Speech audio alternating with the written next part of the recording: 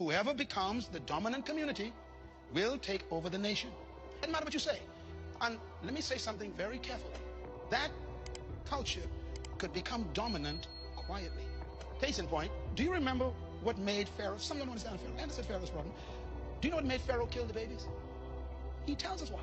He says, look, these people are slaves in my country, but the slaves are multiplying faster, he says, than the Egyptians. He says, and they will become greater than we are, and their sons will take up arms and destroy us. In other words, if you're not careful, whoever becomes the largest and most dominant community will become the ruling power. This is important. Can I use another word that you heard before? Let them have dominion over the earth. God sent you here to become the dominant influence on earth from heaven. So if you are not careful, a community could be building around you in secret. And one morning you wake up, you got to change your language, you got to change your policies. There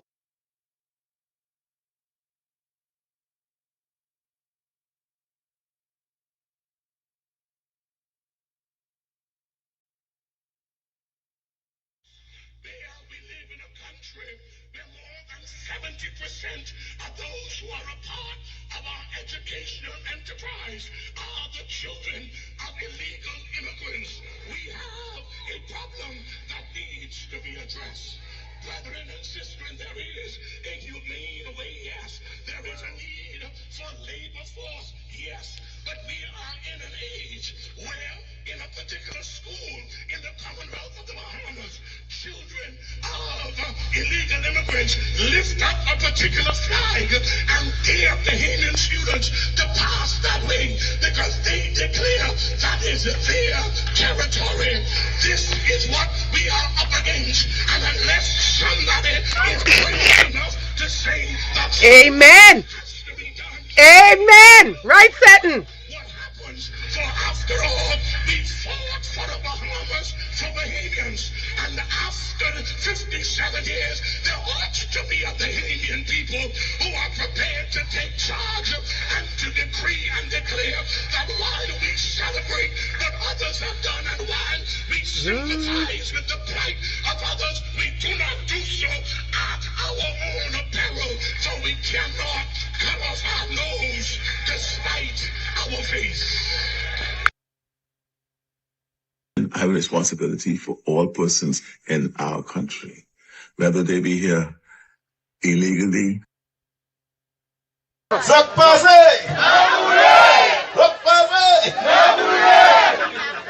me just say that I have always been a part of this community. And there's no accident I know how to do all the dancing. Because I always be and share with you. Because you are me and I am you. Yes, sir. And I'll be here with you always. And those who knew me from the past and know me now, they always knew that I was there and always been there for you. I don't call you all, no, you all are not Haitians, Bahamians. You are Bahamian, and your origin is Haitian. Mine too, and many of us. We have to stay apart for now so we can be together later. You know now.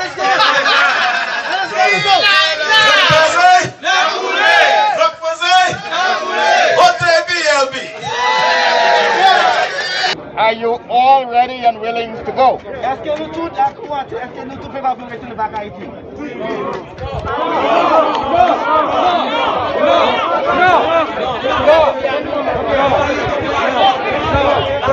Non. Mais il y a pas rien là-dedans. Le problème pays, mettez-nous dehors. Pas de travail, pas de rien. Pas de manger, pas de vrai.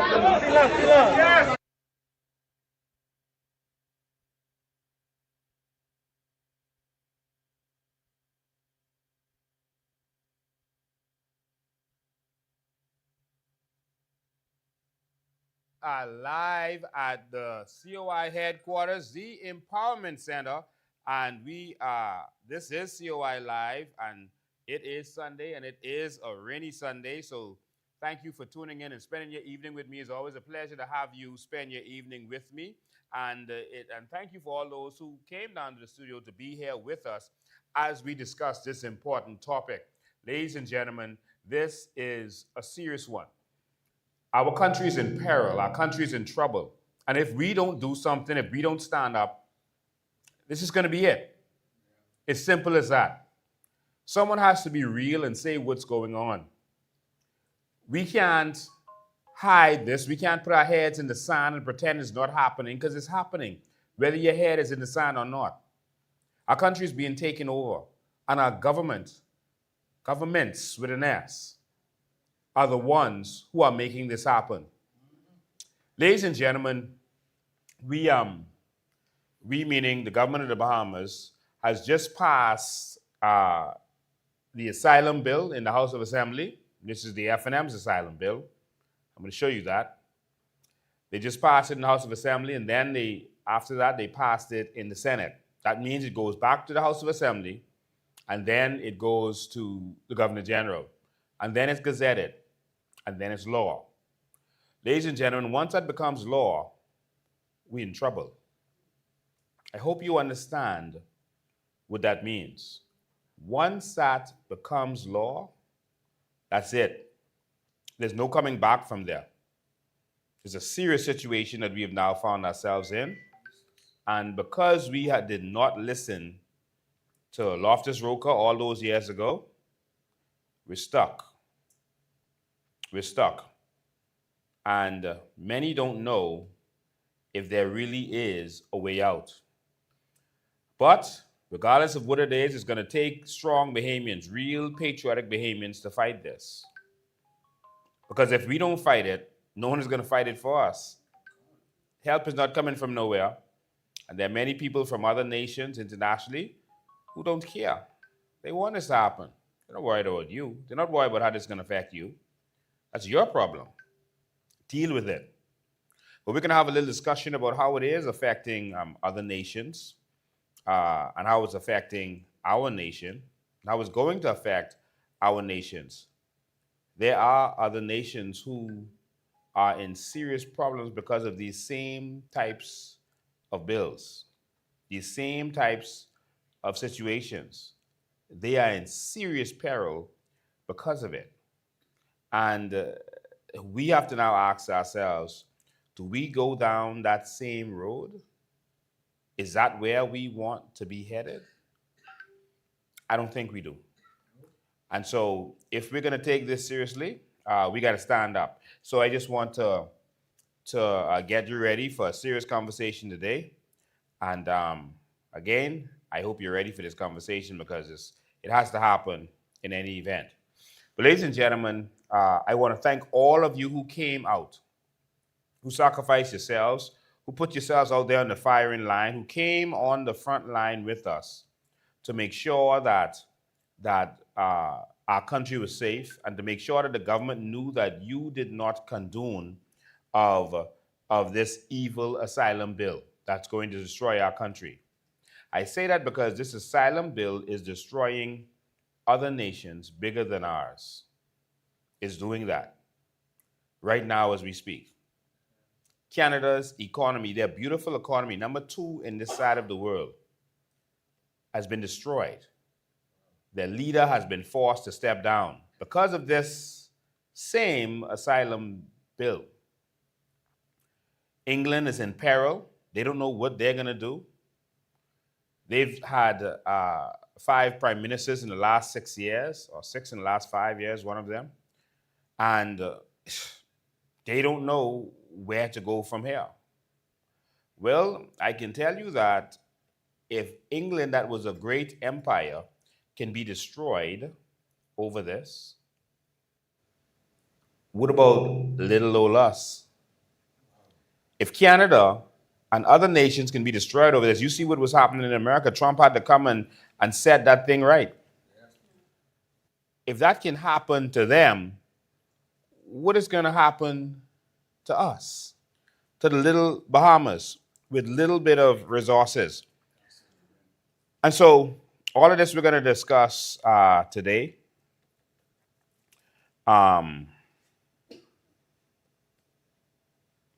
Because if we don't get this right, I'm sorry, there's no other way for me to say this. If we don't get this right, the Bahamas as we know it is going to be gone. I'm sorry who doesn't like what is being said. There are persons who say that we are xenophobic because we hold the opinion that people should come to our country the right way and that our country can't afford to take care of 15 million people from another country or 30 or 15 million people from another country or 3 million from another country surrounding us because that is our stance, that we can't afford it now. How do we know? Because we're not taking care of our own people. And charity starts at home. And so there's some people who feel that way. I'm sorry to tell you that we could care less how you feel. I know how Bahamians are feeling. Bahamians who are sleeping on the beaches.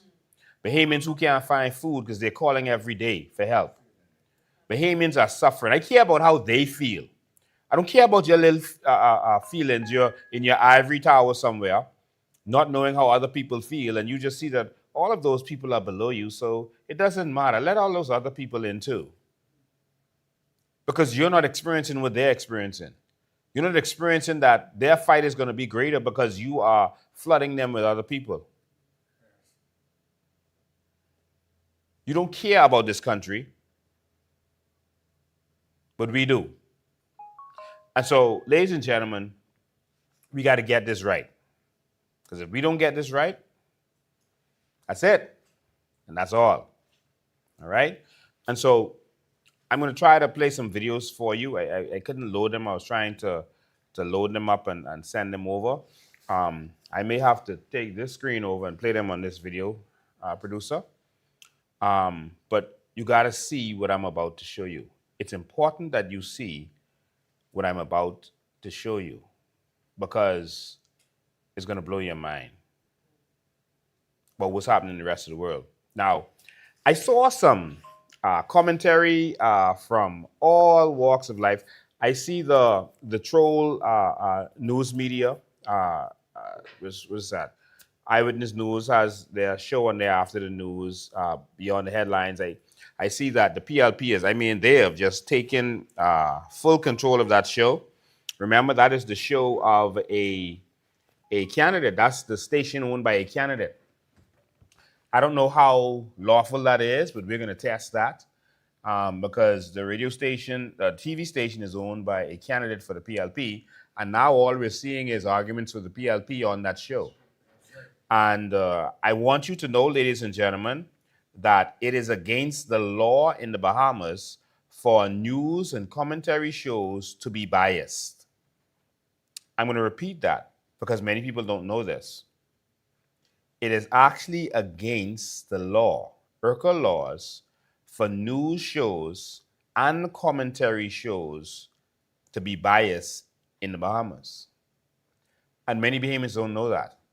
And so, according to the law in the Bahamas, whenever a news or a current affairs show is going to talk about a topic, they have the responsibility to present it in a non-biased way. So they have to find someone from this point of view and someone from that point of view. If there's a third point of view, they have to find someone from that point of view also. Notice that when you watch CNN or Fox News, they tend to do that. They would even sometimes have people arguing. That's what the news is supposed to do. That's actually the law in this country. But they are refusing to follow the law. And guess what? We could test that. We could challenge that. We're going to write a letter this week to Eyewitness News because it's them that's showing this bias with this show beyond the headlines more than any. And we're going to send them a cease and desist order. And then we're going to sue them because what they are doing should not happen. Now, the government has sent something to some show already, but we are going to sue this show because of their biases. Well, first we're going to file a complaint to IRCA, but we're going to send them a cease and desist letter because if you are having persons on your show and you only have people, they all seem to be attacking the COI. But they would always talk about the COI on that show, but they would never bring someone from the COI on the show. They would talk about things that I have said and that we have discussed, but they would never call me for my view. and they would never bring me on the show to discuss it. I don't think it should be a problem if you want to discuss a topic that we brought up. For example, the asylum bill. You want to talk about the asylum bill and you disagree with things that I've been saying, then just bring me on the show. That's a good opportunity to test the theory, to make sure that what I'm saying is strong, that I can hold up to my points. You don't just have a host who's going to slander and mash up the topic and then have her bring guests on who are of the same opinion. That is actually against the law in the Bahamas. And we're going to put it in writing. And when we put it in writing, we're going to send it to you so that you understand what the law is, so that all of this nonsense stops, and it stops right away. So I just wanted to make sure that you understand that the law, and that's IRCA laws, says that it must be unbiased. And we've already done the research, and we've already done got the legal opinions, et cetera, to show that that show is extremely biased. For example, this wasn't that show, but they, on that TV station, they did, on election day, they did news coverage. They brought on a female from the Fnm and a female from the PLP. And they did news coverage with those two females. No one from the COI. That's illegal. So when you're now bringing on persons who have run with or been a part of the PLP, like Leslie Miller, etc., persons who are outright saying that they are PLPs all over social media, like other persons on there, and then persons who have run for the Fnm, like what's the fellow's name, Turnquest, that's bias, and it's against the law in the country. All right. So I wanted you to understand that. Now, let me see. Anyway, I won't waste time reading it to you. We'll put the documents together and we'll send that out. But these shows cannot, we're heading into the election season, election is close, and we cannot let these people get away with what they've been getting away with. So I just wanted to put that forward to you. We're not going to play with them. This war we're going into. So wherever they attack, we can attack back. All right? And so just want you to understand that. But that show definitely is a political prostitute show. I saw the video clip by Dr. Miles Monroe, and those are some serious words. And it's biblical. I think he knows the Bible a little better than Brave does. But ladies and gentlemen, I want to announce that I'm pleased that Brave Davis has finally turned into a Christian. Brave saved now. Ladies and gentlemen, Brave is saved. My boy started misquoting scriptures and all, like a good Christian. He quoted the verse before the chapter. He said, Romans verse 4 and 13. Verse 4 and 13? Like, Brave, what you quoting? He don't even know how to quote the Bible. He said, Romans verse 4 and 13. I don't know how to read that, Brave. That scripture, I could just take your word for it. But when I read verse 4 of chapter 13 that you may have been talking about, it didn't say that. I read chapter 13 of verse 4, and it didn't say what you were saying. So I don't know what you're talking about, Brave. That was a very unsaved statement for you to make. All right? But I wanna just let you hear what Brave had to say, because I guess they were angry because I called him a Haitian prime minister. But that wasn't my words, that was his words. He said he's one of them. Now, what do you want me to say if the man, Maya Angelou said, if someone tells you who they are, believe them. And we're now seeing it. He told us he is one of them. He told us he's going to look out for them. He said he's always look out for them. And he always will. So if the man tells us that, what do you want me to say? That's what he is. And so, let's play that clip from Brave. That's the one called Christian Brave. Save Brave. Let's play that Christian Brave video. And here let's have some Bible study with Brave.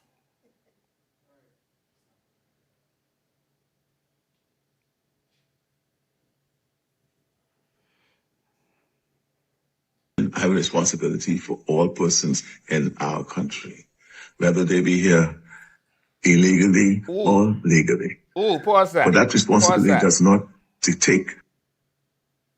Did that man say illegally or legally?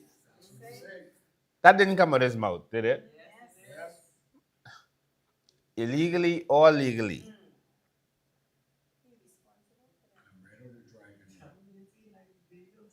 Keep playing.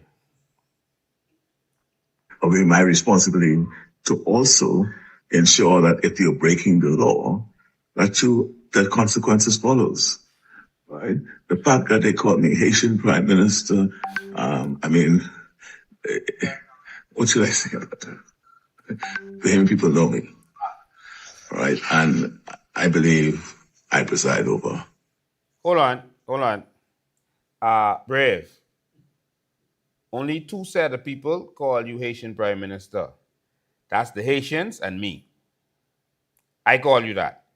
Now, maybe now the other Bahamians will realize it and they'll wake up. But the Haitians feel like you're Haitian Prime Minister. And I call you that. It's the second time I call you that when having this protest. All right? And, well, that's true. You call yourself that. And so that's what it is. All right? Keep going. Play that video. A Christian nation. I'm guided by those godly principles that. He said that he presides over a Christian nation. Let me help you with something, Philip Brave Davis. You are not a king. Where do you think you are? You don't preside over this country. You don't preside. You are the prime minister. You're not even the highest office. The governor general is the highest office in this country, and the queen is the highest office total, even though that's a titular position. You don't preside over us. In a democracy, the people rule. You don't preside over us. Let's get that straight. All right? You are not a king. Let's keep going. Tells me how I ought to treat people. The Bible also tells us how we ought to treat strangers in our midst. That's what I'm guided by. I don't think I'm departing from that. The Bible also indicates that you ought to subject yourself to the law of the land. And if you don't subject yourself to the law of the land, the consequences will follow. I think it's in Romans chapter 4, verse 13 and 4, that speaks to us being obliged to live up to the law of the land. And you ought not to fear authority, because the only time you fear authority if you're going against the laws of the land. I'm the Prime Minister of the Bahamas. I'm a Bahamian. As Bahamian.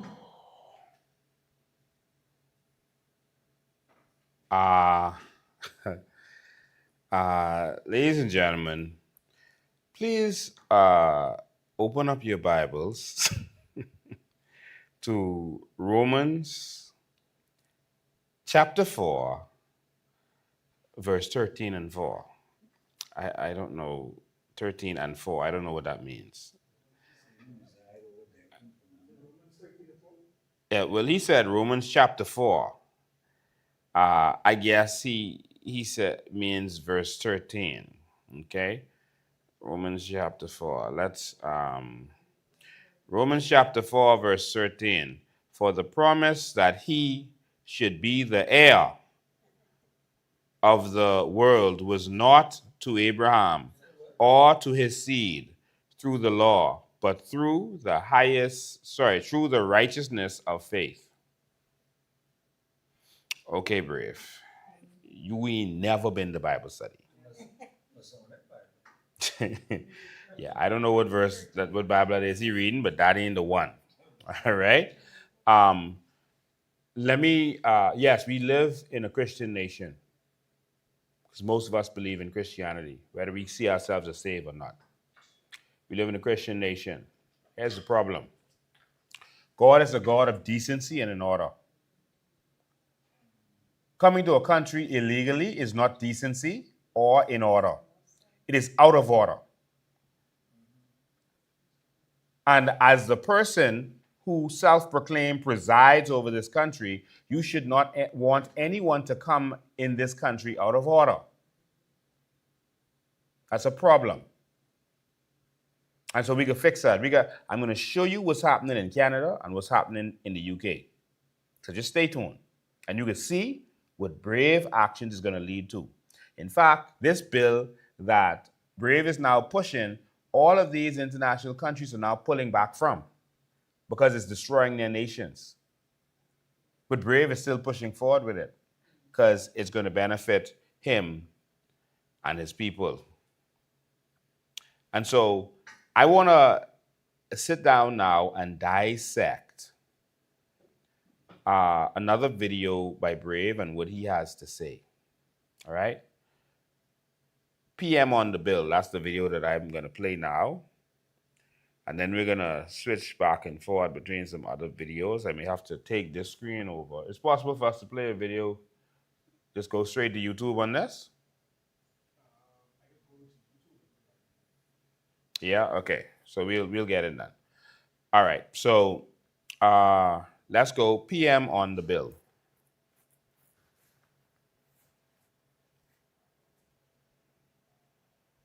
The Prime Minister isn't letting up. He's doubling down on his message amid the controversy over the smuggling in migrants bill. He says the claims are false and the facts are laid out plainly in that bill. He has one message tonight. Read it for yourself. Show me in the bill that supports what you're saying is in the bill. They cannot, because it's not there. Prime Minister Philip Davis calling on Bahamians. Ladies and gentlemen, he says, show him in the bill. Now, you'll remember the last time, I went live, I told you what their trick is. And lawyers like to play with words, and they like to play with people's understanding.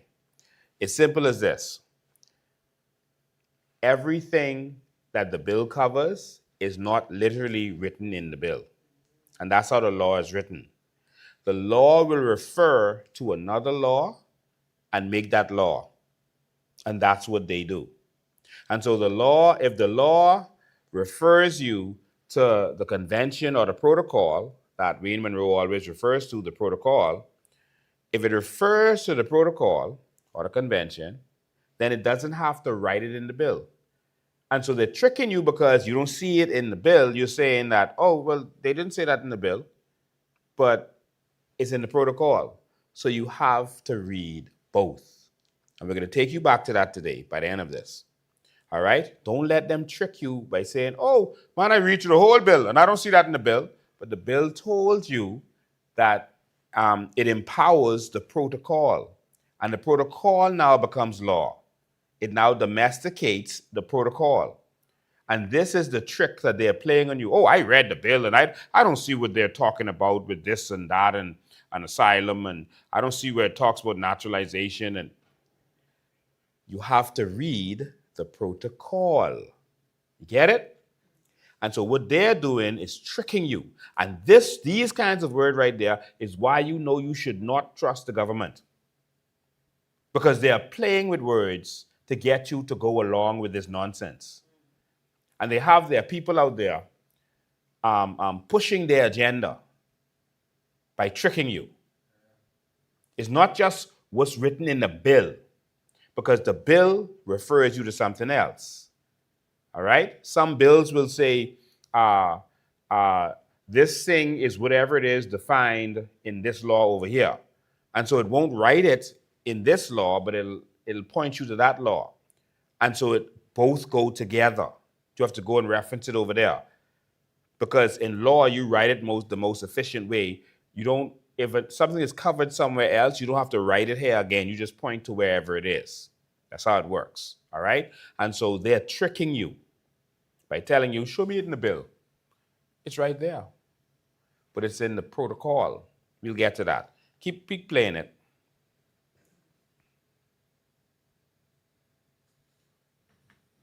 To not be distracted by what he calls false information being spewed by sides opposite on the recently passed smuggling and migrants bill, Both the Free National Movement and the Coalition of Independents have said the bill creates a pathway for asylum for migrants who are smuggled in country. However, the Prime Minister says to check his record on similar issues that he's fought against. The United States proposed a declaration for the acceptance of migration by each of our countries, right? And most countries signed it. I did not sign it because I understand our peculiar circumstance in relation to migrant and illegal migrants coming into this country. I did not sign it. He also continues to charge that the humanitarian rights outlined in the bill. So he's talking about the Los Angeles protocol that persons signed on to. That was a ceremonial signing, just so you understand that. 20 nations signed on to it, but it was non-binding. It didn't matter if you signed or not. And guess what? None of those countries followed through with what they were supposed to. It was ceremonial. 20 countries signed, but it was non-binding. Do you understand what that means? Okay, let me do a little something for you. See you. You're welcome. If you need any more info or have any Check, other questions. 1, 2. Okay, so the Summit of the Americas in 2022, 20 countries signed on to that agreement. Was that agreement binding? Nope, it wasn't actually binding. The Los Angeles Declaration they signed at that summit was more of a political commitment rather than a legally enforceable treaty. Basically, it was a coordinated promise among those 20 countries to work together on migration issues, but not something that would have legal consequences if a country didn't follow through. That's AI. So while he's trying to make you feel like these countries signed on and I told them no, I wasn't interested in this and that. Of all the countries that did sign it, ours was the only one that started opening our borders and started giving papers to all of these immigrants, and everyone gets a work permit, everyone gets a visa. Started giving out documentation like crazy, selling our passports like crazy. Ours was the only country that did that. And so while he did not ceremoniously sign, he actually did what none of them did. Not one of those countries started what has been happening here. So don't be fooled by that. They keep repeating that nonsense that, oh, he didn't sign.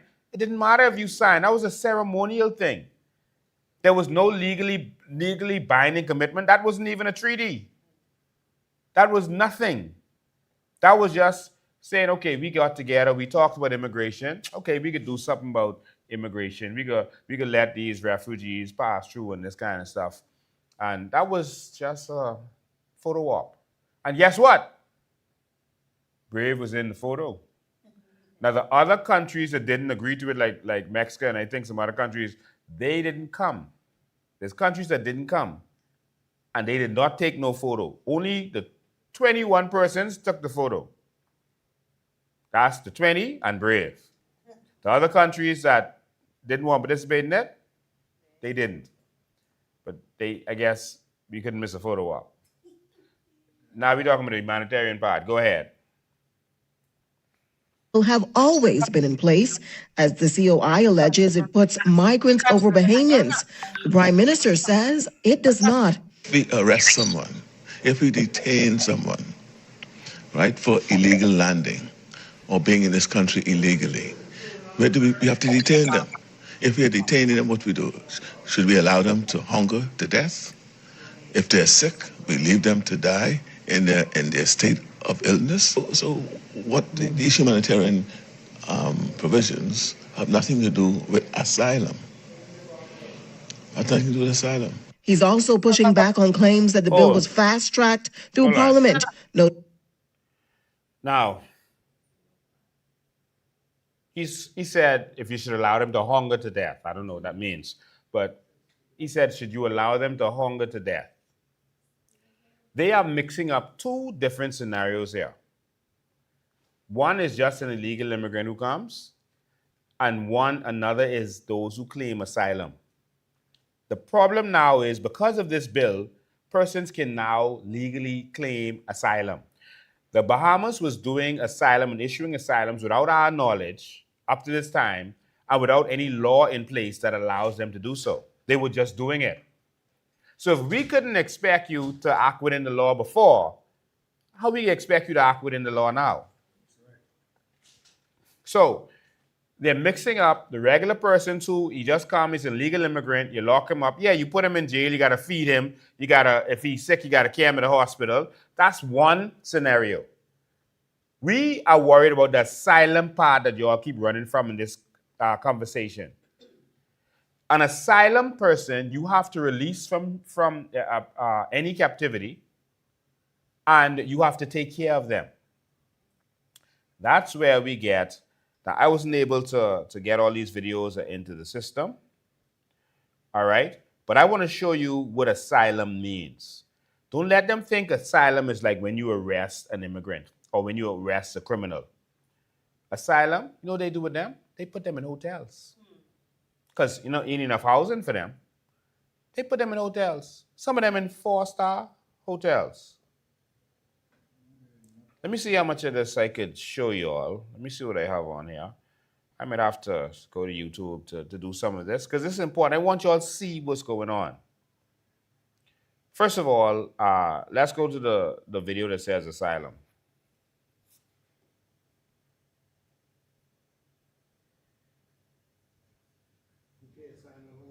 No, asylum. It just says asylum.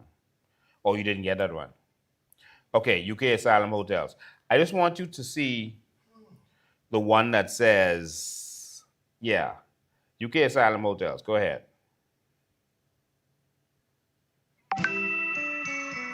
Hey everyone. Today we're diving into a critical issue unfolding in the UK.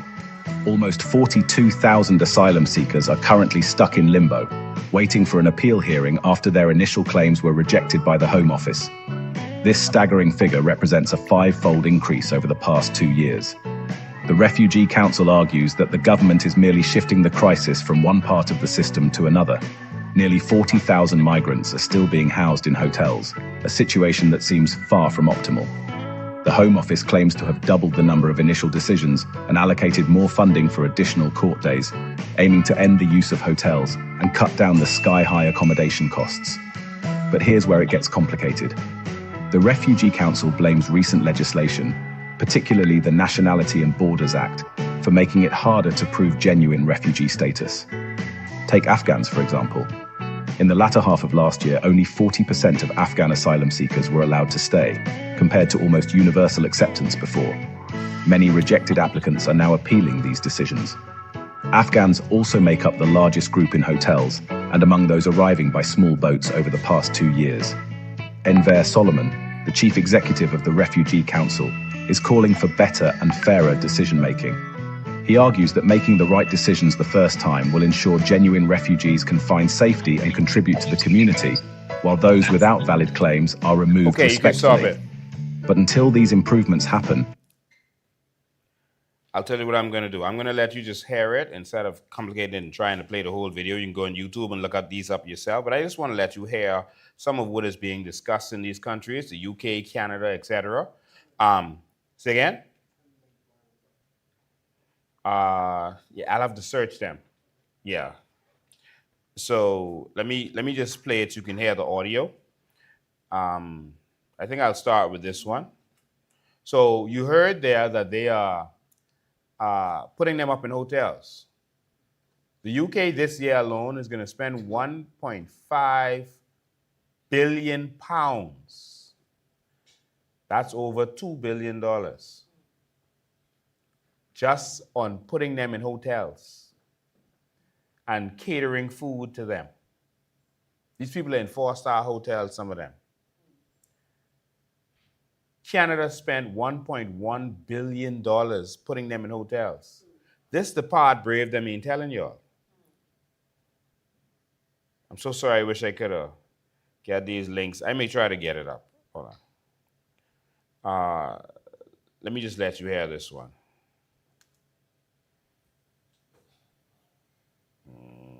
Here in the UK, the Home Office has been accused of wasting billions of pounds on hotels for asylum seekers over the last 6 years. This has sparked protests around the country, and now a report by MPs says that flawed contracts and incompetent delivery.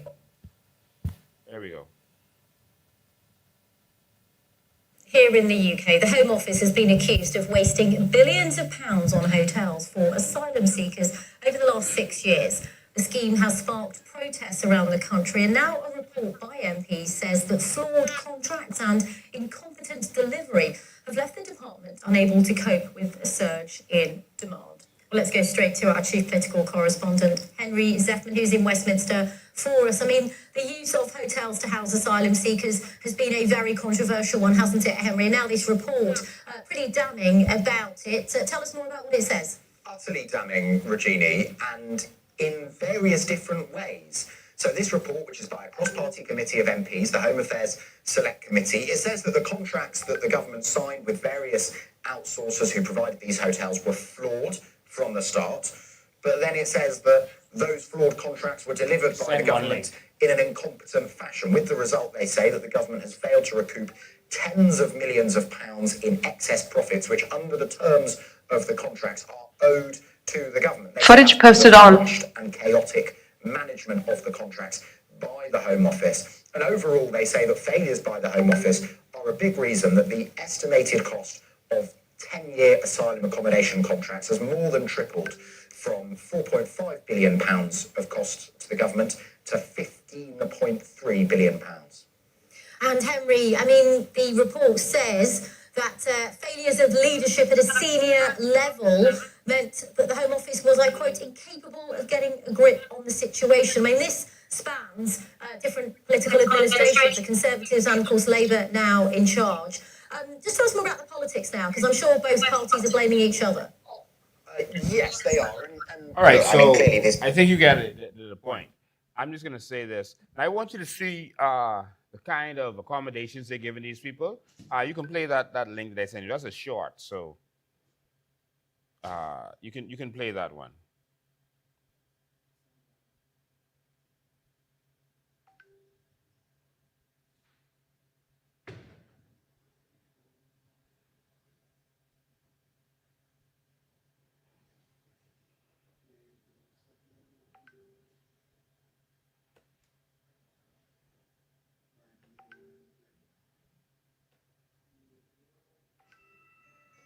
Online reportedly shows migrants staying in hotel rooms with four-poster beds and games consoles. The video is reported to have been filmed inside a hotel in West Sussex, housing hundreds of asylum seekers.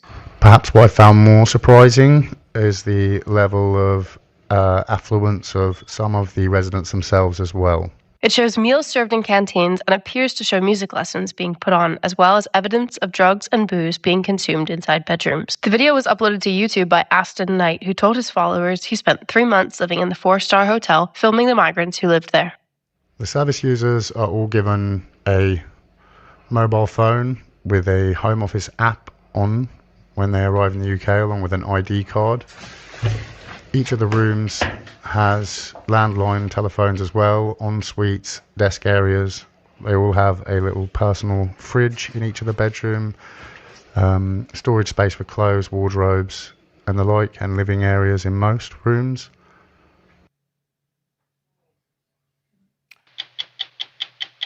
So, what Brave and his crew is not telling you is that the asylum part of this, they're going to have to take care of these people. Canada spent so much money on this that they had to start changing their rules.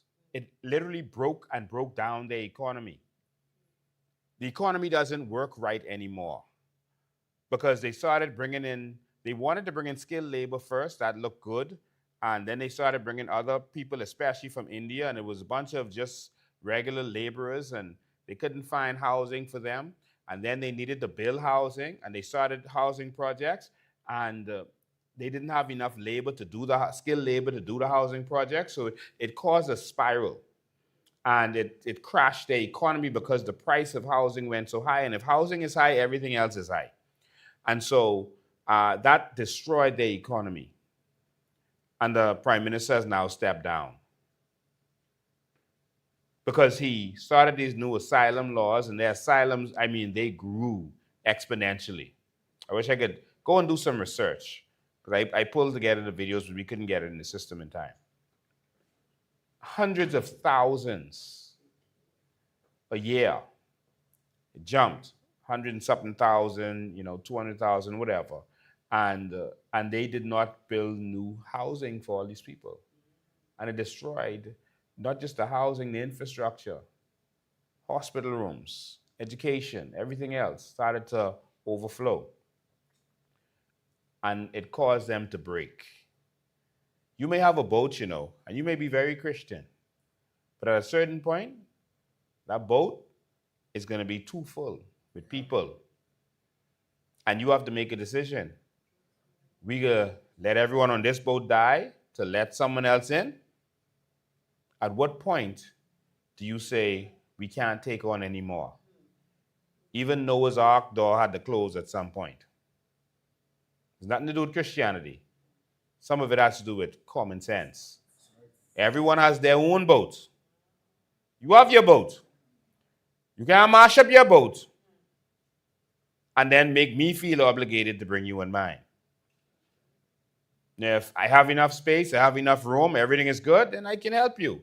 But if I don't, I'm not a bad person. Because you destroyed your boat. You weren't out there without a boat. You had yours. Now you're coming to destroy mine. All right? Yes, and causing Bahamians to suffer. And so I wanted you to see these things. Canada was destroyed over it. Now England is being destroyed. The empire. And England, well, Canada, the federal government in Canada has federal government, provincial government, which is like a state, and then municipal government. And so the prime minister only has a certain amount of powers. And this is what we're trying to do with the Bahamas. We're trying to change it so that there's central government, like federal government, state government, like their provincial, and then municipal government, city government, so that you take the power away from the politician.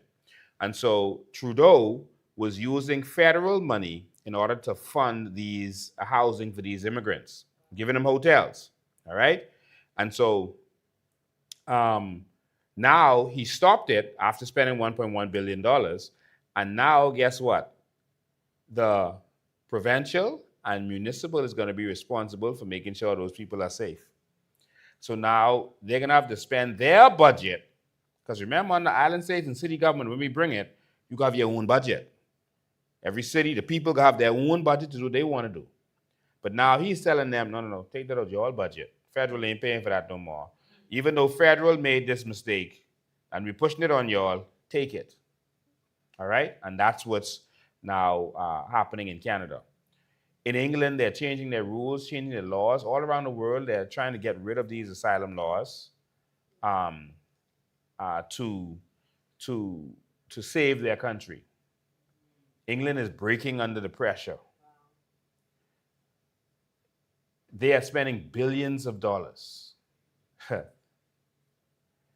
And they were spending billions when they were talking about processing about 7,500 a year. Now they're up to 42,000 is the backlog that they have now. So our government is saying they send back home 13,000. The UK government was spending billions when they were dealing with 7,500. They were spending big money, hundreds of millions, billions, whatever. So how are we going to handle that? Now the fella's going to come here and only one English word he needs to know. Asylum. Or a French word. Non refoulement. That's only two words he needs to know. And Bahamians have to pay. Don't let them fool you. That's reality. Now I want to go to the bill itself. I want to go to that bill. So if you could pull that up for them to see on the screen. Well, before we go there, I want to show you. I didn't talk, but the PLP. Now let's talk with the Fnm. All right, because all of a sudden they jump on this bill, like like they were so against this, and it's like it's them fighting this. And I don't want my Bahamian people to be fooled. I had someone when I put out this notice for this live, and you know, I said that the PLP passed the Fnm bill. They said, but how you can say this is the Fnm bill, and the Fnm spoke out against it. They did the protest against it. I said, you see how easily we are to fool? You see how easy that is? The Fnm said, oh, VAT could be bad for the people. When we get in, we're going to repeal that. When they got in, they increased it. Almost double. Stop listening to what politicians say and watch what they do. When this bill was tabled in October, they said nothing. Not a word.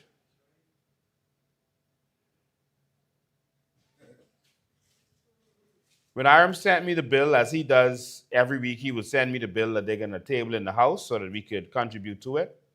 When he sent me that bill and I went and looked at that bill, I said, oh, hell no.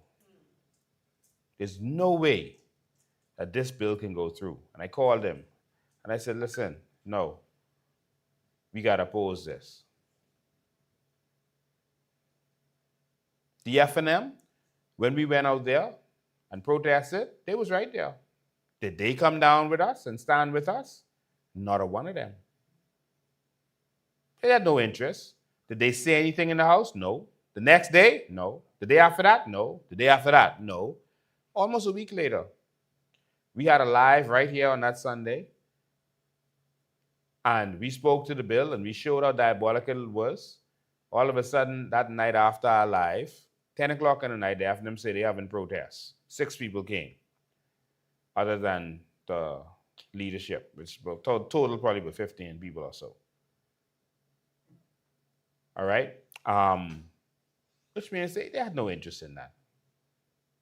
Their advisors told them, listen, just jump on the bandwagon. No one can remember the timeline. They just can remember that you all were speaking out against it.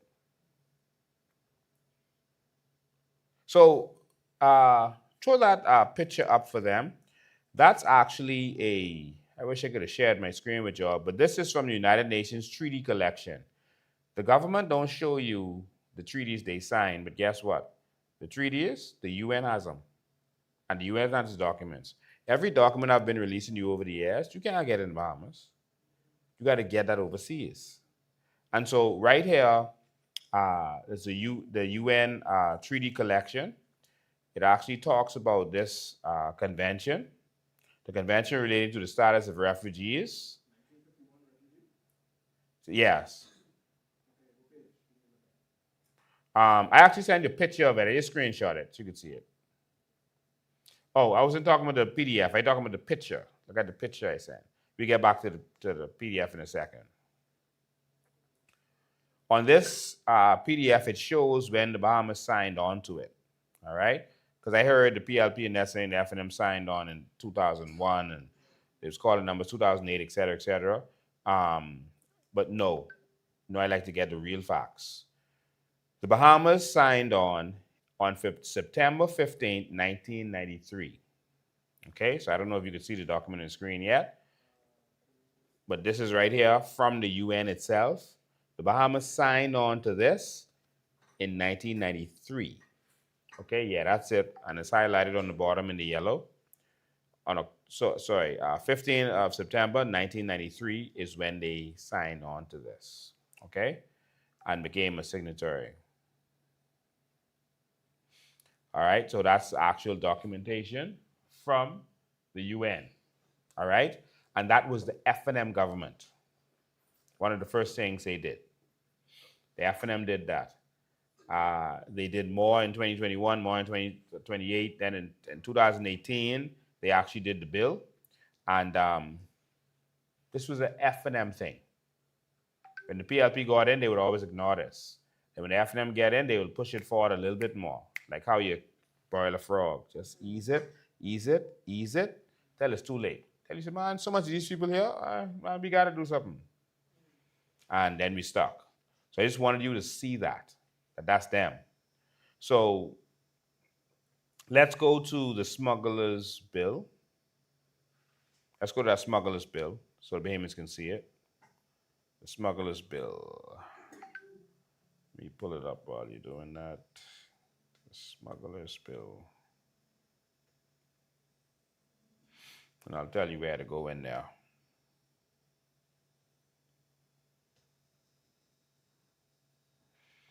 Okay, so we're going to go to the smuggler's law first.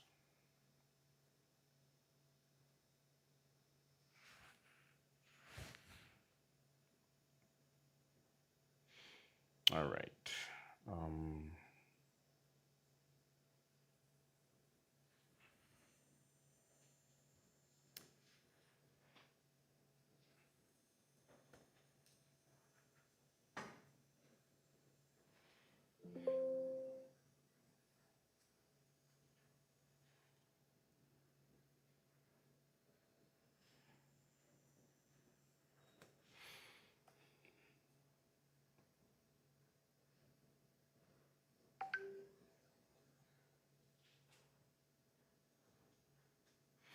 Okay, so you're going to go to the interpretations. Let me tell you what page it is. Go to page 4, if you could see the pages.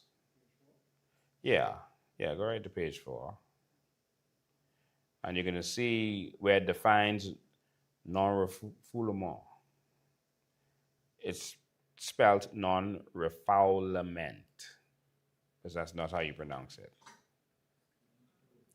All right, non-refoulement. Okay, perfect. Can we spread that out some? Yeah, perfect. Okay, let's go. And so I just want them to be able to see it while we're reading it. It's class in session today.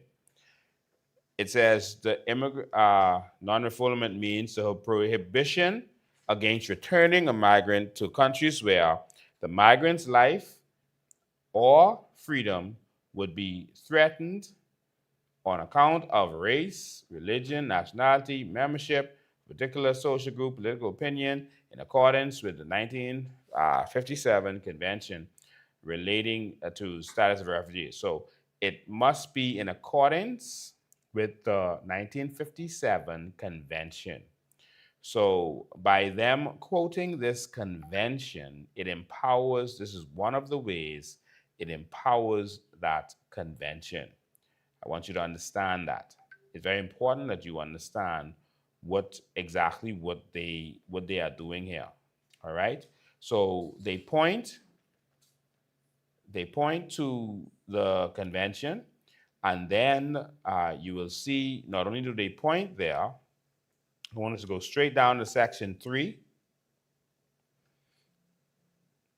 Go to section 3 of this. Where are we? Section 3. This is the section that empowers the bill. This is where the bill has its strength. This is how the bill must be applied. This is the application of the law. All right? This is the application of the law. This is what this bill is about. Okay? So, yeah, section 3, application of the act. Now, application of the act. This is the act. This act will be interpreted and applied in a way that A, is non-discriminatory and upholds the protections and fundamental rights and freedoms of the individual under the Constitution of the Bahamas. All right? Okay. B, is consistent with the principles of non-refoulement. This is about non-refoulement. The act will be interpreted and applied in a way that is consistent with the principles of non-refoulement. Where does that principle come from? It comes from the protocol that they pointed to. They said 1957, and hopefully they've already modified it before it went to the Senate, because it's 1951. But that's where it gets its power from. And they're telling you that this is not an asylum bill. They never mentioned asylum. And of course, I showed you last time that all throughout this bill, the word asylum is present. All right, all throughout this bill. Well, not all throughout it. 4 times to be exact. If you count the words non-refoulement, you'll get more instances that you see this bill there. So I just want you to pay close attention. All right. All right. And so there's certain sections of this, because I have to go between the producer, I won't go straight to all the asylum parts. So now that you see where it points, and there's other areas where it points to the convention. But what this does is empower the protocol or the convention. So now we have to go to the protocol or convention to understand the law and what we're really getting. So everything is not written here. It just tells you that our laws have to be consistent with that law. And because now it has to be consistent with that, that empowers that and tells you that whatever is law in there is law for the Bahamas locally. All right? And so let's go to that. You can pull that up. That's the 51 convention. Let's pull that up and let's see some of the diabolical things that we're going to have to deal with. All right? Convention and protocol relating to the status of refugees. All right? And so, introduction, yes, that's it. All right, so this convention and protocol tells you what the rules are, what the law is that we're about to be accepting. And if you go and read through this is on the front page of our website. If you go on your phone, it won't let you scroll right there, but you have to click on it to download it. So if you go on our website, right on the front page, you will see this, you'll see the smuggler's bill, the asylum bill. And then right after that, you will see this protocol, the full thing. And so if you're doing it on a computer, you will be able to browse it right there in the PDF. But if you're not, if you're on a phone, it'll just tell you your browser can't handle this, so just click to download it, and you just download it, okay? So I want you to see that. Now, I'm going to start from about page 20 in this.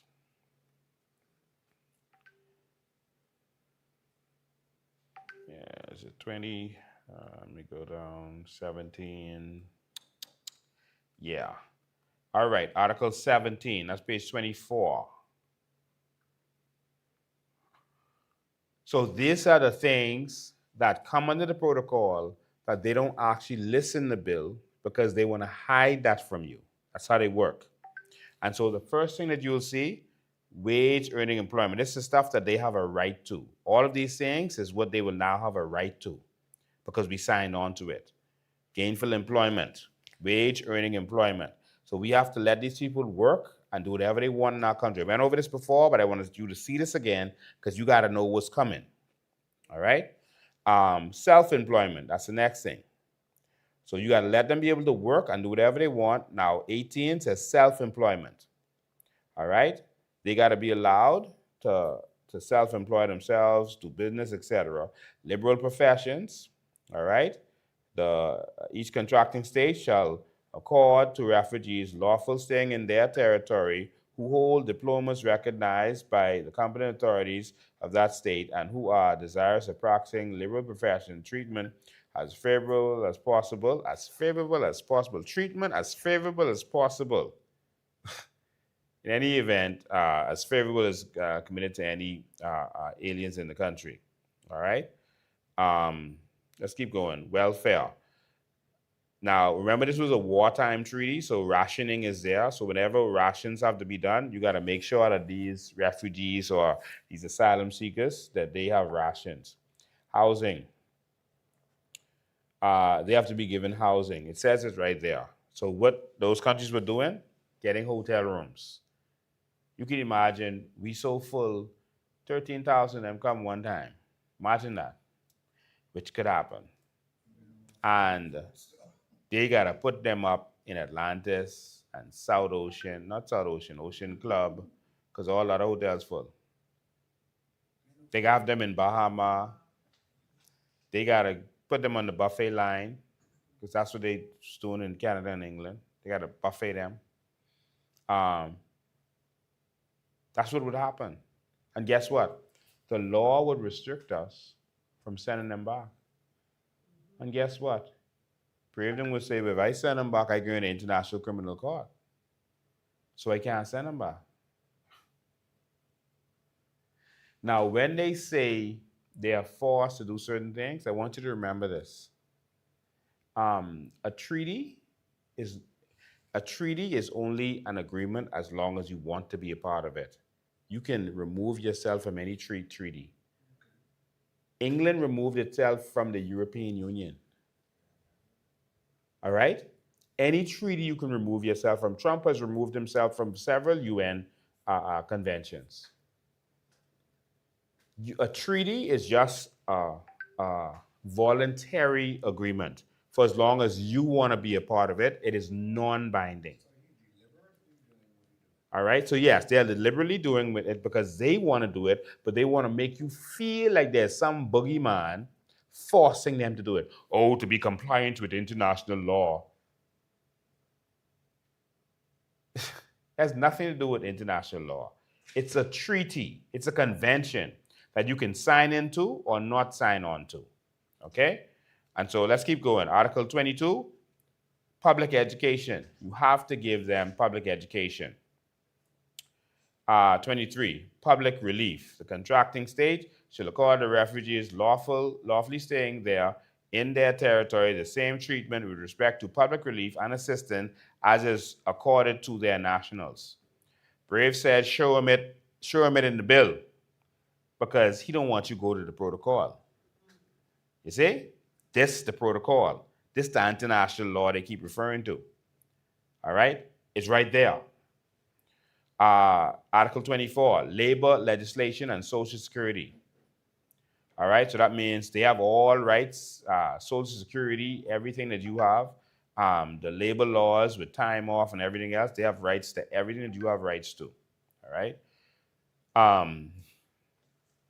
Administrative assistance, they got to be given administrative assistance, even free legal aid, all this stuff. Freedom of movement, you got to give them documents so they could travel. You have to give them travel documents so that they could travel, they could get visas, etc. Identity papers, you have to give them identity papers. In England, you walk out of there with your identity papers and you get to go to the hotel. All right? Travel documents, that's Article 28.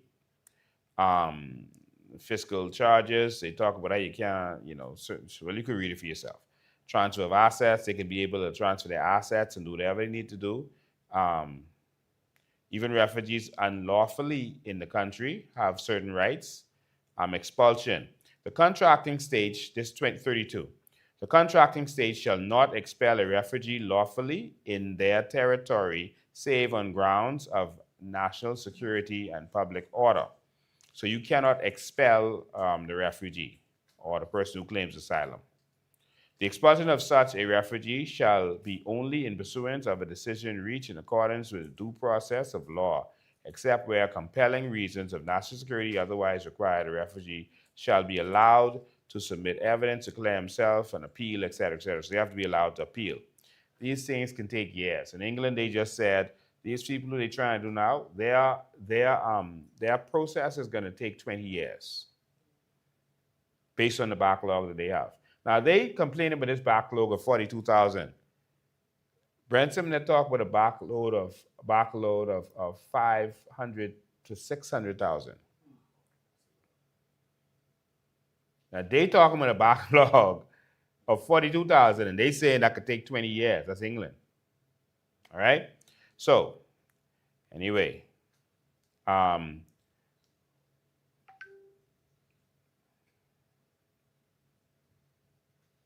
right, so that's their rights. Number 33, prohibition of expulsion or return. That's non-refoulement. No contracting state shall expel or return a refugee in any manner whatsoever to the frontiers or territories where his life or freedom would be threatened on account of his race, religion, nationality, membership of a particular social group, or political opinion. The benefit of the present provision may not, however, be claimed by a refugee where there's reasonable grounds for regarding as any danger to the security of the country where he is, etc. All right, the last one I want to show you, but I'm going to get back to that one there. Let me deal with that now. There's gang wars going on in Haiti, gang in the government. The gangs were putting people out of their houses, raping people, etc., etc. Doing all manner of things. They were kidnapping people. And so if any of the persons who come from there say that the gang was threatening their life, that's asylum. And you can't carry them back to that country. All right? You can't send them back to that country because the gang was threatening their life.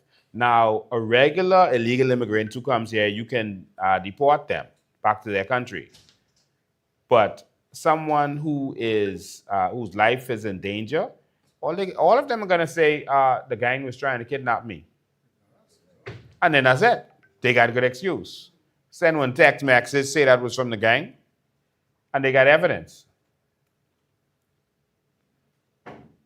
No contracting state, meaning the Bahamas, shall expel or return a refugee in any manner whatsoever to frontiers or territories where his life or freedom. I've already read that. Number 2, the benefit of the present provision may not, however, be claimed by a refugee. Okay, I already read that. That's the non-refoulement part of it. And then you saw the non-expulsion part. So you cannot send them back home. All right? Sorry, I was on 33 just now. You cannot send them back to their country. So if Port-au-Prince is having an issue and that person is from Port-au-Prince, that's where they lived, and they could be kidnapped, you can't send them to Cape Haitian and say, oh, well, it is dangerous in Cape Haitian. No, but the gangs can get him in Cape Haitian. So you can't send him back to his country. Don't let them trick you. When there was turmoil in Port-au-Prince and they were deporting people to Cape Haitian because the gangs have control of the airports in Port-au-Prince, that's a different story. That's just sending someone back who's an illegal immigrant. That's a different scenario. They keep mixing up the two than someone who claims asylum. Someone who claims asylum, you can't carry him back to the country where his life is threatened. All right? So don't let them trick you with that. And lastly, Article 34. I want you to look at this good. Put that good and big on the screen for them. Put that nice and big, yes. This, the protocol. This is what it says. The contracting states shall, as far as possible, facilitate the assimilation and naturalization of refugees. They say my words. No, they ain't put it in the bill, but they let the bill point to this. And the bill empowers this. I can read that again. The contracting states shall, as far as possible, facilitate the assimilation and naturalization of refugees. Y'all seeing that with your own eyes? They shall, in particular, make every effort to expedite naturalization proceedings and to reduce as far as possible the charges and costs of such proceedings. So they ain't got to pay that big money they used to charge. They got to pay that. All right? This is the law that they just put in place. They try to deny you, oh, there's no pathway to naturalization. What does it say? This is as clear as day. So I wanted Bahamians to see this, and I don't want you to fall for the tricks of the Fnm. They were giving out asylums against the law. Them. They were going to bring this bill. Pintard knew that, and he said that. This is their bill. So don't make it seem like, don't fall for their tricks. Like they are not, like they are against this all of a sudden because they see the people rising up against it because we exposed it. Don't fall for that. This is the Fnm's bill that they was bringing forward. The PLP was originally against this, even though they didn't say nothing, they just left it. Y'all wake up. The PLP was the one rounding up these illegal immigrants. Don't forget Fred Mitchell them. Don't forget what was going on. Don't forget Fred Smith was originally fighting against them. Louis Georges was big Fnm at the time. Working with big Fnm Fred Smith, who funded the Fnm. Y'all don't forget. Don't let the politicians trick you. Now, I just read it to you. Brave them don't read nothing, They just tell you what the law say, what they say the law say. I just read it to you. I just showed it to you. So he said, show him it in the bill. I ain't showing you in the bill. I showed you in the law. Because you all just enacted this protocol. Well, about to. So I'm going to leave that there for now. And I'm going to open up the phone lines and open up for questions in here to all of the people online right now and the people here. Let's talk about this. Lil Lincoln decided to do that's Michael Pintard, decided to do what did he call it? Panel, a town hall, something at the Fnm. That was a waste of time. That's a couple hours I could never get back. But it was futile. You had people from the administration who was in the cabinet. Dwayne Sanders was in the cabinet. Pintard was in the cabinet. I don't know, did they let the MC was Henfield. He was in the cabinet, and all of them were fighting for this bill. All of them were bringing this bill forward. And now they're trying to pretend that the bill is not okay. In fact, that bill is egregious. That bill opened the floodgates even more than this PLP bill. That bill opened it up to whoever wanted to come in. All you had to do was say the magic word. That was an asylum bill, just pure asylum. The PLP trying to hide asylum with the smuggling thing. That was a pure asylum bill. Don't let them fool you. If the Fnm or the PLP gets in, they're going to open the floodgates. See, the wealthy people in the Fnm feel like either they have more customers by bringing more people to the country for whatever business they do, their food stores, their building supplies, whatever it is, they feel that's more customers when you bring more people in and more workers. That's what they feel. So they don't mind this. They ain't worrying about you because they can live behind the gates. You got to go live with whoever they bring in. They don't have to worry about the hospital. The hospital flooded. You know where they go to the hospital? On the plane. That's where they get their hospital. All right? They leave the country. Even their checkups, they leave the country. So they ain't worrying about you because they live in a different world from you. Their children don't have to go to them public schools, so they're not going to flood with these illegal immigrants. So they ain't worrying about you. That's the Fnm and the PLP, but especially the Fnm. So if you let them trick you to make you think that they care about you, you have some serious pain to do. Okay, the phone already started ringing, but the phone lines is 803-5995. Someone put it in the chat wherever you are. Put it in the chat, 803-5995. The usual number, 803-5995 is the number. Let's go straight to the phone lines. Good afternoon, you're live. Well, good evening, Mr. Bain. Good evening. I'm glad we finally got somebody that wants to lead the country and break down all of the laws to where everybody can understand it. See, the bill was the bill, but the bill in conjunction with all the other treaties has a different meaning, doesn't it? Yes. And so they didn't teach the people that. And I'm glad you're breaking it down finally tonight. Anybody watching this tonight and not understanding and voting for the same two people, because you're right, this is called a smuggling bill. But the last administration called it what it was, the asylum bill. Mm-hmm. And that, we stopped it. We put a stop to that. But it's tiring when you have to have people like yourself and others always constantly having to put a stop to people that you vote for to help you. Isn't that ironic? Yeah. And so I'm hoping the people's eyes are opening, and I would encourage everybody watching to share it, because this definitely is the last. Can you imagine? I was talking to two people from Canada on Bay Street, and they can say for whatever reason Canada's not treating them the way they want to be treated, and they can apply for asylum. So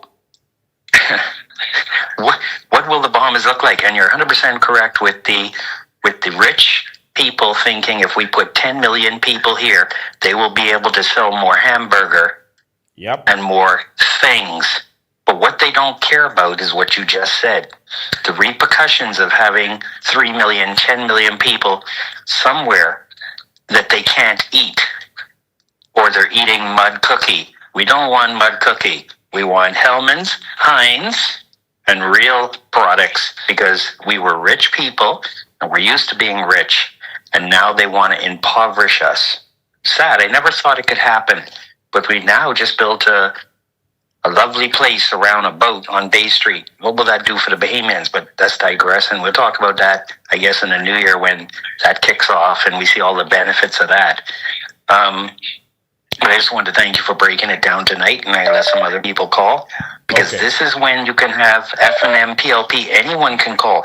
We've never had any politician do what you do, open up the mic and yourself to scrutiny. So let them call and ask any question. But this right here, I'm so sad we didn't see Bay Street flooded. Have a good one. Thank you, man. Good evening, you're live. Good day.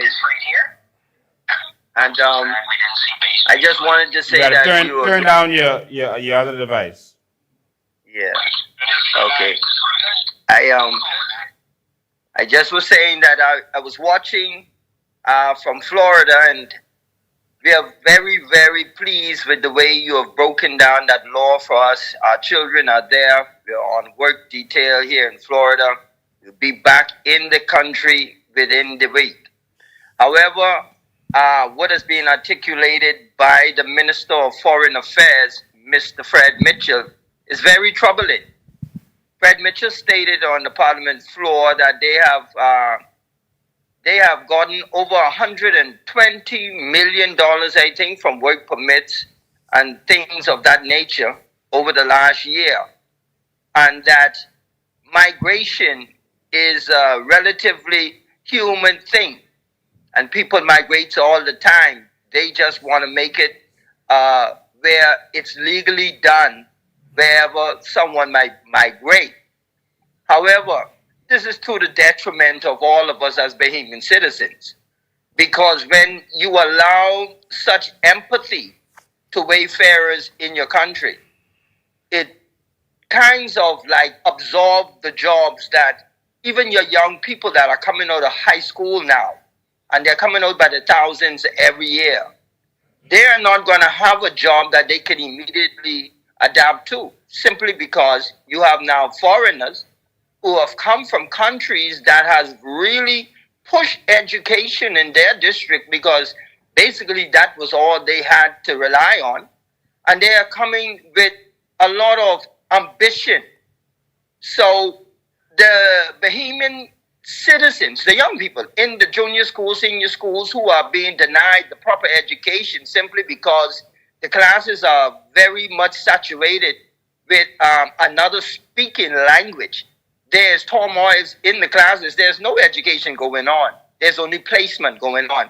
And we want to say that this bill is a detriment to all taxpayers of the Bahamas. You would fit the bill. And you wouldn't begin to feel it until everything goes into session and you see the plane loads coming and the boats them and different strangers all over your streets and the place looking totally different like it looking today.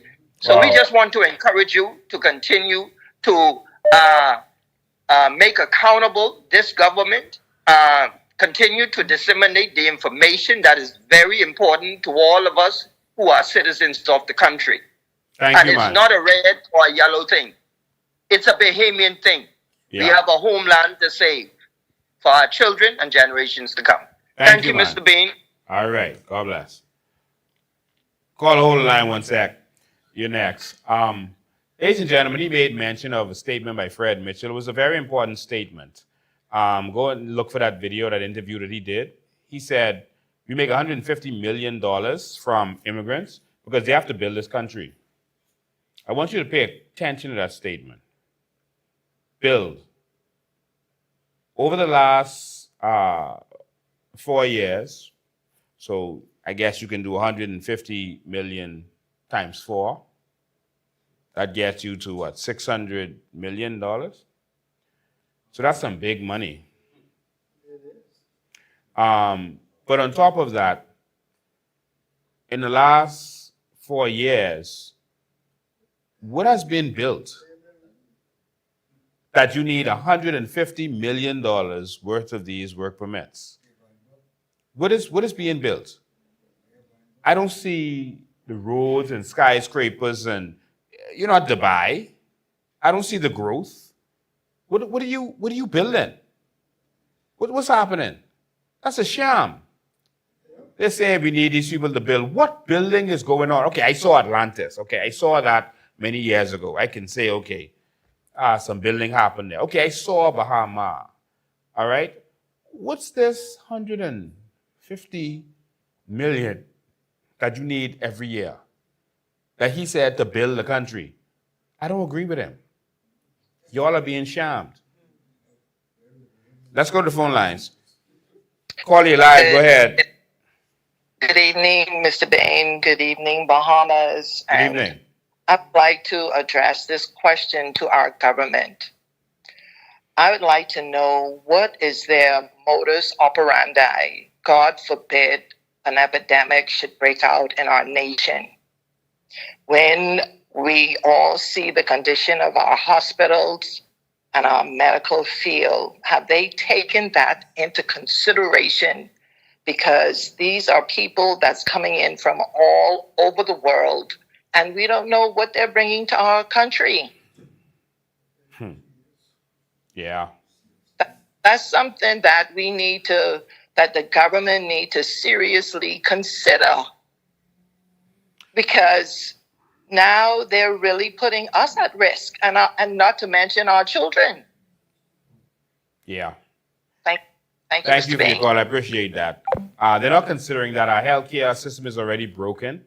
A man was in the dialysis center this weekend, and they have a scale. You have to walk up onto the scale. They have a lot of elderly people, but what happens in the center is that they would send you to the scale in the next room. They'll send you the scale. You go to the scale, and you come back, and you told them what the scale said. You tell them what it said. I don't think it's supposed to work like that. But in any event, there's an elderly man. He stepped up on the scale, and when he was trying to step back down, he lost his footing and broke his hip. And a part of this is because we're understaffed. All right? We're understaffed badly at the PMH. A lot of people left and went to live in other countries. Nurses. And I can't blame them because of the working conditions and the pay, et cetera, but we got to fix this. And if people vote for this again, if they vote for the Fnm who failed us in the last administration or vote for the PLP, we don't deserve to have nothing. You deserve what you've been getting because you're voting for more of that. Someone asked a question, how many children does Fred Mitchell have? I guess they're saying you don't have no one to leave this country for us, we don't care.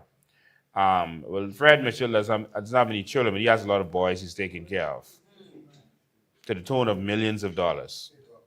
All right? I guess they're his adopted boys.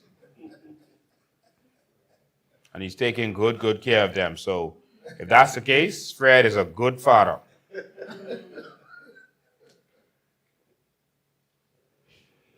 Hmm. 803-5995 is the number, 803-5995. If you have any questions about this, comments, what you want the government to hear you to say, they're watching. All of them are watching right now. You can be guaranteed that the Fnm and BLB sit down watching our stuff, and they just respond to everything that we're doing. So if you want them to hear you, this is your chance to let them hear you. We're talking about the asylum bill today.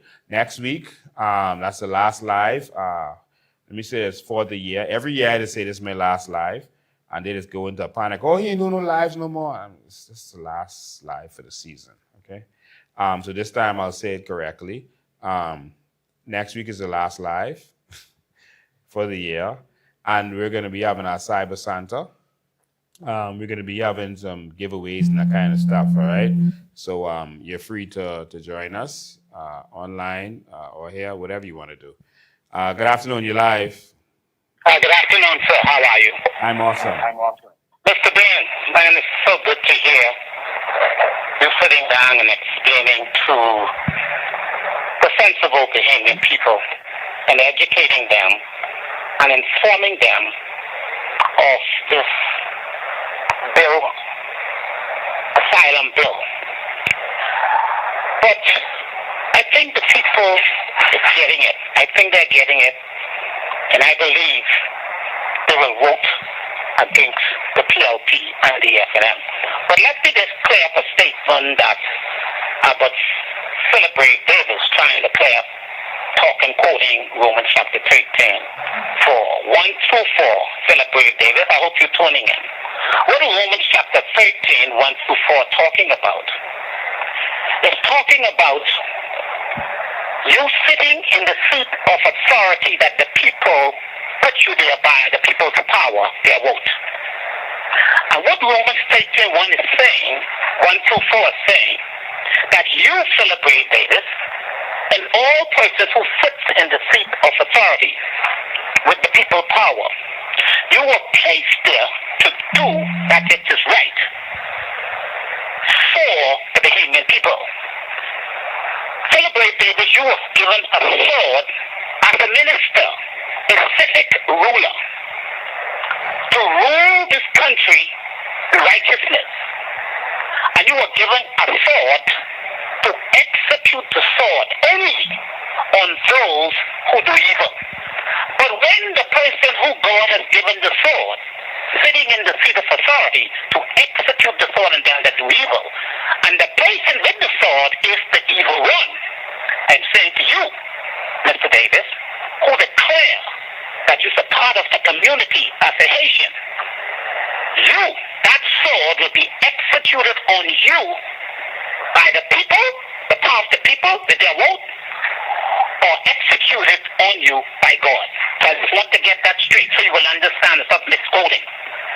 You were set there in that office not for persons who do good, like what Mr. Lincoln being the leader of the coalition, the only political leader who has opened the eyes and continue to open the eyes of the Bahamian people in this Commonwealth of the Bahamas. Philip Brave Davis. This bill is so dangerous. You have to be rich to sit in Parliament, and also those persons sat in there, the Fnm and the PLP, who sat and voted for this bill. Something is seriously wrong with you all. And I say this, and I close with this. Celebrate Davis. You were given a sword only to execute the sword on them that do evil. Not what Mr. Bean is doing. He's doing good. You're supposed to support what Mr. Bean and every other organic seed Bahamian is doing when they're doing good. What Mr. Bean is doing right now, he's doing good to the Bahamian people by opening their eyes to this evil, sinful, wicked, dangerous bill. And that lady who called, she raised a very important point. This is so dangerous. When those persons begin to come to flood into this country, our health system, the disease that will come to this country, it can wipe us out. And as you have said, Mr. Dane, they would not be here. They'll get on a plane and they'll fly themselves out. Bahamian people, this is the last opportunity. The only way, and we can do it, you must vote COI for change. To put this bill to death. God bless the Commonwealth and the common sense people of this Commonwealth of the Bahamas. Thank you, my brother. All right. So he was referencing to the Philip Grave Davis Bible study that that he was trying to have on the Bahamian people. But I know one thing. The Bible says when the wicked rule, the people mourn. And our leaders should not be trying to pass laws that benefit the criminal. They should not be taking bribes from number men and drug dealers, etc. They should not be giving, hold the line call, I'll get to you right now. They should not be giving out contracts to drug dealers and money launderers. No number man should be able to buy the government to change the law on their behalf. You can't make wrong right by getting paid off to do so. And so right is right and wrong is wrong. As simple as that. Let's go to phone lines. You're live, go ahead. What up, Lincoln? Right there, man. Everything cool? Yeah, man. Yeah, man. Let's just put it out there. You know what I mean? Let's just put it out there and be real with everybody who listens. First of all, let's drop facts. How much Bahamians in Haiti? Because you got, I dealing with a troll who trolling you. How much Bahamians right now in Haiti? Because I don't see no Bahamians over there causing no trouble. Right? No. And they can't count no Bahamians over there. So why everything we have to solve? Because we don't have no Bahamians over there. We have Haitians over here, and they like to talk this bull crap about we is one and God. That listen, every God give everybody their nations. That's why you speak. We could identify plenty of people, but how they speak. You correct? You agree with that? Yeah, but let me. Yeah, you're right. They say we won, right? But if you have a friend, they could borrow your car, but you can't borrow their car. Y'all is one? Hold on. If you have a friend who they could come to your house, but you can't come to their house, y'all is one? The laws in Haiti prevent us from owning any land in their country, from running for any government office. It protects them. Now, any of them who say we is one, I want them to try to land in Haiti without going through immigration. And yes, I dare them, hold on, I dare them to try and see where they end up. In fact, I want them to land on a plane legally and don't fill out their form, their immigration form properly, and see where they end up. You cannot say that we have to be slack while they could eat ours, but we can't eat theirs. And we ain't one if your laws prevent me from benefiting from your country, but you won't come benefit from mine. Go ahead, caller. And that's what I say, and you have to show. Do you know, no matter where, and I calling it, I don't care who get mad, who mad, stay mad. Do you know, no matter what country they go in, these people is troublesome, boy? Because they have in their head, the first thing they drop is these little anchor babies. No matter where they go, there's trouble and people trying to put them in. And I could give an illustration, and they like to go back to their history, but there's the first. We don't care if y'all was the first or the first of the first would fight off the French. Because people ain't understand this. Look at it and read. The French came back, didn't they? Yes. That's why the French came back. Plenty people only talk about a little piece of the history, but there's the first one. But they was paying French, the French them reppers, they had to pay the French for the people they killed.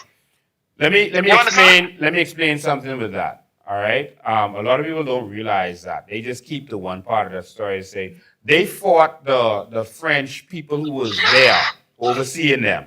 They didn't fight Napoleon and his army. Napoleon was busy fighting other wars around the world. They fought the overseers who was there, and it took them 13 years, and they eventually overcame them. When the French decided to focus on that, because they was fighting their European wars, when they decided to focus on that, they just sent a message, They say, listen, we coming to take you all back, eh? But we could avoid that. We don't want all that trouble of having to run plantations and keep the slaves and all that. Just pay us for what we lost. Pay us for the land that we lost, and we good. And that's what they said to them. And the liberators wanted to keep fighting. All right? The people were afraid, and they said, no, boy, let's just pay off this money. And they killed their liberator because he didn't want to go along with what they were saying. All right? They killed the man who said, let's keep fighting. Tell him come. All right? Hold on. And they went into a worse kind of slavery. Worse kind of slavery. But see, I getting back to our country because we fighting for people. And here's the thing. And they share land with the Dominican people. Yeah. Okay, what they doing to them? They came through here to go to the United States. What America doing to them? But we opening up a door to accept these people. And here's what troubled me. You have Louis George speaking on my behalf about he dissimulating the bill. And every little opportunity he get, he throw little jobs at you. You know what I mean? Vehemence. But we can fight back. We can fight back. And here's the thing. What bothered me with Louis George and Frankie LaFleur and things like that, if they ain't vehemence, they can't renounce. Why they have the biggest microphone? Why nobody can go to court and have them exiled from the Bahamas? We could do that, but we just don't do it because, you know, their behavior is because they know vehemence don't do it. Here's the thing. They put a mic in the front of Philip Brave Davis. They throw a mic in the front of him and say, oh, the people say you're in vehement. He could be like, oh, the people know who. I don't know who you is. You know, when you, and like how you sitting down, you could say, my family from here, my family from here, and my family from here. He ain't saying nothing like that. All he come and tell me, oh, I see you in the front of the Haitian village talking a bunch of BS. And then Cassius Stewart. You see how he taking a little punch at you? He drop a line saying the beans ain't from here and stuff like that. I think you need to have a one-on-one to clarify him, you know, because he looked like a little bit of soldier on the side there. I don't need to clarify anything that he has to say. I'll just say this: there are no Baines in Haiti. Bain is not a French name; that's a Scottish name. It's very Scottish, and it actually means white. So it came from a nickname meaning whitey. Like when someone is very light skinned, it means white. So that's what Bain means. All right. We have to pay attention to the news. Yeah, man, we pay. Lincoln, you don't have to explain yourself. I know all of my ancestors. And watch this. Beyond the headlines, do you know you don't have no other representation other than that side, the PLP, right? Oh, we'll fix that this week. No, but the thing is, here's what I'm saying. Why do I have to sit here to listen? Tell me if you're a news show or you're an opinion show. Because you notice anything, especially Shanique, no matter what you say about Bahamians, and she say, hold on, listen, because Bahamians don't want to do this and do that and do that. She lie on Freeport, talking about Freeport, them doing well and this and that. It's a lie. You catch what I'm trying to say? Yeah. And we getting fed because if I sitting down, right, if they throwing everything, they building up a block against you. When you turn on the TV, you got Sabah. Sabah would own a radio, a TV station, radio filtered like that. He basically buying out a community. That's what he doing. You understand what I'm trying to say? We vote against him, but they still put him there. So I looking at this bill now. You ain't come and talk to me. Even if I don't understand, you have a bunch of confusion, but then you have everybody inside the house sit down and watch that bill going through to annex me, and then you want me to act civilized? You want a soldier on the street to sit back and act civilized when you doing stupidness. You might be dead and gone a couple of years from here, but then no, man. And then you rise up. I don't care how militant you ask. What was Malcolm X? What was Martin Luther King? These people, they had to go on to extreme to get where they had to get. But here's the one thing what I say with Bahamian people. They might say we is passive people. They might say this and they might say that. One or two things and they might be right. Because guess what? When you see somebody threatening you, you can't stand there and let them stab you to death. I ain't talking about no disappointment, and I ain't talking about no hate. Vehemence, you're killing off yourself because guess what? That's square. Suppose it's madness what these politicians doing to us because they know how you're gonna rock and then sit back every 5 years talking fool, but you can vote them out. But here's the thing: all two of them have the same agenda. If you put one side with lopsided inside a house, right, and they have to pass a bill because they got the majority, and that bill can pass. Lincoln, I'm asking you. Yeah. Because you ain't balance it out where somebody could say, no, I oppose in this, because you given one party so much vote. So it's like if you put, let's just say, if you should have a fair balance, people inside the house. What you doing, the caller before, any politician ever do what you doing?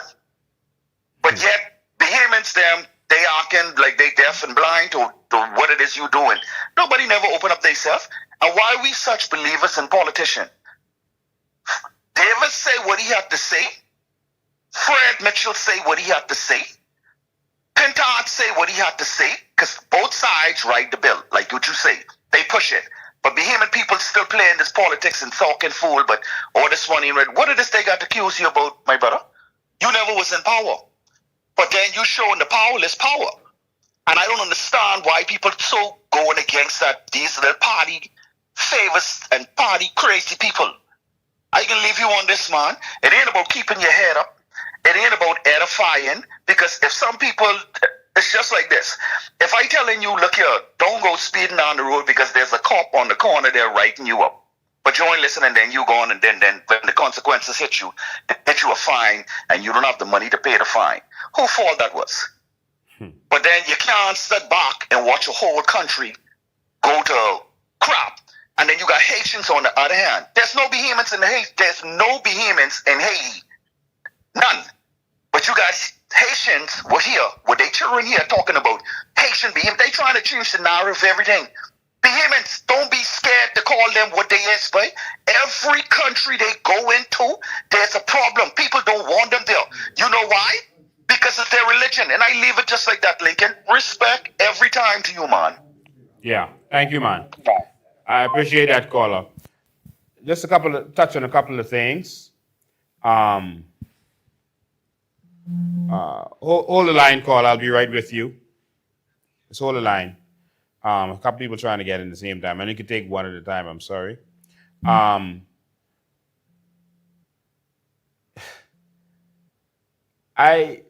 The fast response by these government officials, y'all saw them, was trying to make it sound like someone was lying about the bill, or that you were being mischievous or doing it for political gain. Let me tell you something. There's no political gain from what we're doing. Because regardless of what you say or how you say it, you're going to offend some people. You're going to offend some people. And that's the reality. If we was doing this for political gain, we'd be sucking up to those people like they are doing. We're not sucking up to anyone because this is about our country. Now, if I got to choose between a vote and standing up for this country and doing what's right, you can keep your vote. I can stand up for this country, one way or the other. We're not doing this for political gain. There's nothing to gain politically from this. If you all say that's 30% of the country, how are we gaining politically? By standing up for what is right, by speaking truth to what is happening. It's them who are doing what they are doing for political gain. Don't let them fool you. But I wanted to say, Louis Georges put this video out there recently. I don't know how he's still allowed to talk in this country, but he put this video out there recently talking about the bill. I guess he's a lawyer now. He gone from what it is, JP the lawyer, I guess. He's talking about the bill, and he is saying that we're wrong and we're deceiving people on the bill because the bill does not give blanket immunity or blanket rights to anyone, meaning it doesn't give anyone from Haiti who wants to come here blanket rights. He said it gives individual rights. Every case is still individualized. And that's the truth, and that's exactly what we're saying. No one is saying it gives blanket rights. But you have a right to claim asylum individually. That's the problem. You can claim asylum. You could say that barbecue wants to kidnap you. that barbecue took your house and you scared to go back because you may get killed. They're killing people who go back to the neighborhood. And now you have a right to be here individually. So don't let them fool you with their nonsense. Asylum is for the person. When you open up your asylum laws, that person, whoever comes, claims asylum for themselves. And that's where the problem comes in.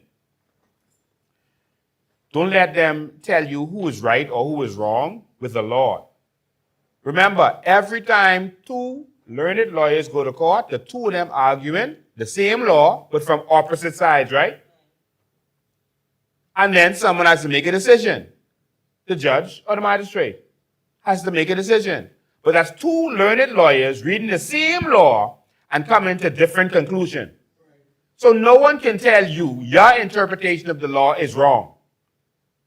Don't let them fool you by telling you what the law say. The courts will have to determine what that law say. And if you are too vague in it, the court can make any decision they want to make because you was vague. And this is what we are trying to avoid. Judges are sometimes wrong in the law.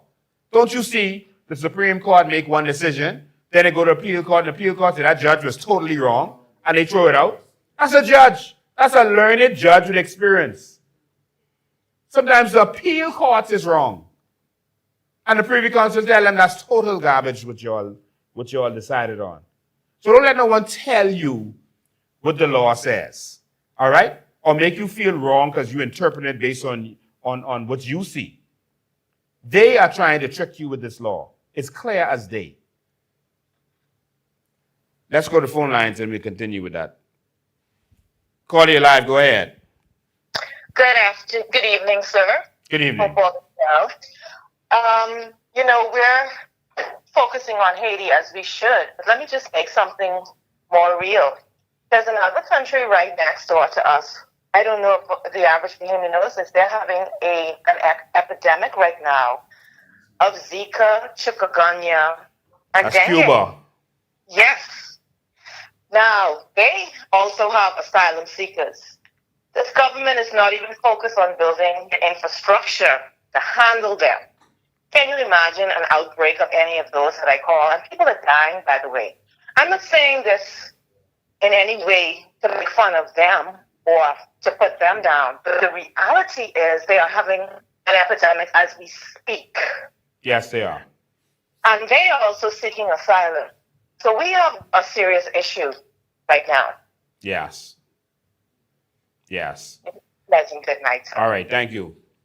Yes, Cuba is, and there are a lot of Bahamians seeking treatment in Cuba. And Cuba is having an epidemic right now. And some of those Bahamians could bring that back here, or bring it here and cause the mosquitoes to spread it from biting them. I personally know a Bahamian who was there and who got the disease, and then now they're back in the Bahamas. So there is epidemics happening all over. Let's go back to the phone lines. Call you live. Go ahead. Good day, Mr. Ben. Good day. How you doing? Well, this Korean handshake. I just wanted to give you an observation from my perspective. Yes. Right? And then your defense. Your defense is, you really can't say you ain't doing your part. But what I look at now is, it's your supporters leaking. Who killing you? Let me say this why. Like you right now have over 400 people listening to you, watching your live. Much more than that. That's just on my page. Okay. We're all over the internet. No, don't follow me. You just came from you just did a slew of appearances at Bay Street. Looking at the videos, I show you not 400 people that out in Parliament Square supporting COI movement for this bill. Lincoln, your supporters is hurting you, bro. My supporters is what? Say it again. It is your supporters who is hurting you. I know you don't want to hear this, but take it from me, from someone who had people around me who would be, yeah. But at the end of the day, they're the ones who killing your reputation. It's your supporters. Okay, your political party is who don't take you, they're taking you serious because every time you call for action, You're seeing thousands of people, which you claim on the internet watching you, which maybe is for entertainment. They ain't coming off their homes. They ain't coming off their jobs.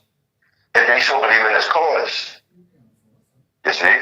And that's the problem they get. Let me help you understand something. I think you misunderstanding how this thing works. Yeah, show me how it works. When the army goes to war, the whole country is behind them, but only the soldiers go. Yeah, Listen, I can let you talk, but listen. Everyone doesn't go to war. Most Bahamians, not most, a lot of Bahamians work for the government. They are not going to come out to show their face, even though we did have government workers out there. A lot of Bahamians don't want to take that risk because the governments have been keeping them poor and been keeping them down and hurting them, so they can't take no risk. And so guess what? Any war that happens, Martin Luther King said, don't mind the people you see out there. It's like 20 people nationwide supporting this whole movement. It's always the few that have to stand up. And even if it has to be the 300 that goes out and fights for the entire nation, the 300 are going to have to stand up. Could I say something? Yeah, I can let you talk right now. It's always the courageous people who can take that risk. The majority of people you see out there with us protesting are people who are entrepreneurs, or people who are on pension, so they ain't working for nobody, or people are self-employed people. And you would notice that. Some of them are elderly people, look at their faces, because young people got to go to work. They can't take being seen on TV and they wasn't to work. And then they got children to feed, etc., etc. They down for the movement, you know, and that's why they... I'm not saying what Joey didn't want to say that, because they're young people. My brother, when it's time for war, the armies recruit you. That's why a boy get locked up, the boxer get locked up because he didn't want to go to war. Your oldest son, 18, they just had a recruitment exercise in America when they thought Trump was going to war, when they made the announcement. We talking about this asylum bill, you know. We ain't really need to be going on with all this we're talking about. Get to the point. I got to the point. The point is very clear. When you call for action, your membership, as much as you say, all the people out there watching you on TV, when it's time to make a difference and show a response and to then send a message, the COI populace does not come forward, because them same business owners you're talking about who showing their face, them same retired persons who showing their face, they getting ridiculed and they getting penalized for showing their face, bro. That's what you do, but guess what? They hurting because they don't have enough people coming out. So see why I have all these people, 5,000, 10,000, 8,000, everybody arguing. But when they can say, mobilize, come forward, he can't get a 10,000 man march. He can't get a 5,000 man march. Martin Luther King even was able to bring out them type of numbers when they marching for justice, and injustice was happening in any nation. So I'm saying to you, Mr. Pitt, with all respect, because you know me, you don't agree on everything. But I would say this today, is your supporters who has to now take their tail from between their legs, take off their chicken wings, and grow some eagle wings, bro. Because that's why you ain't winning or moving forward. There's no traction. You see how I ain't growing? Y'all just have the same one people every day who probably responsible for the immigration problem. Someone in the audience is saying that they don't see you out there fighting for the things that you're talking about. I don't see why. No, fighting for the things that you're talking about. Fighting for me. All right. So I gotta take out the calls. All right. No, I'm gonna say this. I'm gonna respond to your audience. All right, 803-5995 is the number, 803-5995. He is a fellow who is with Ali McIntosh. They're showing up now. The election is coming up.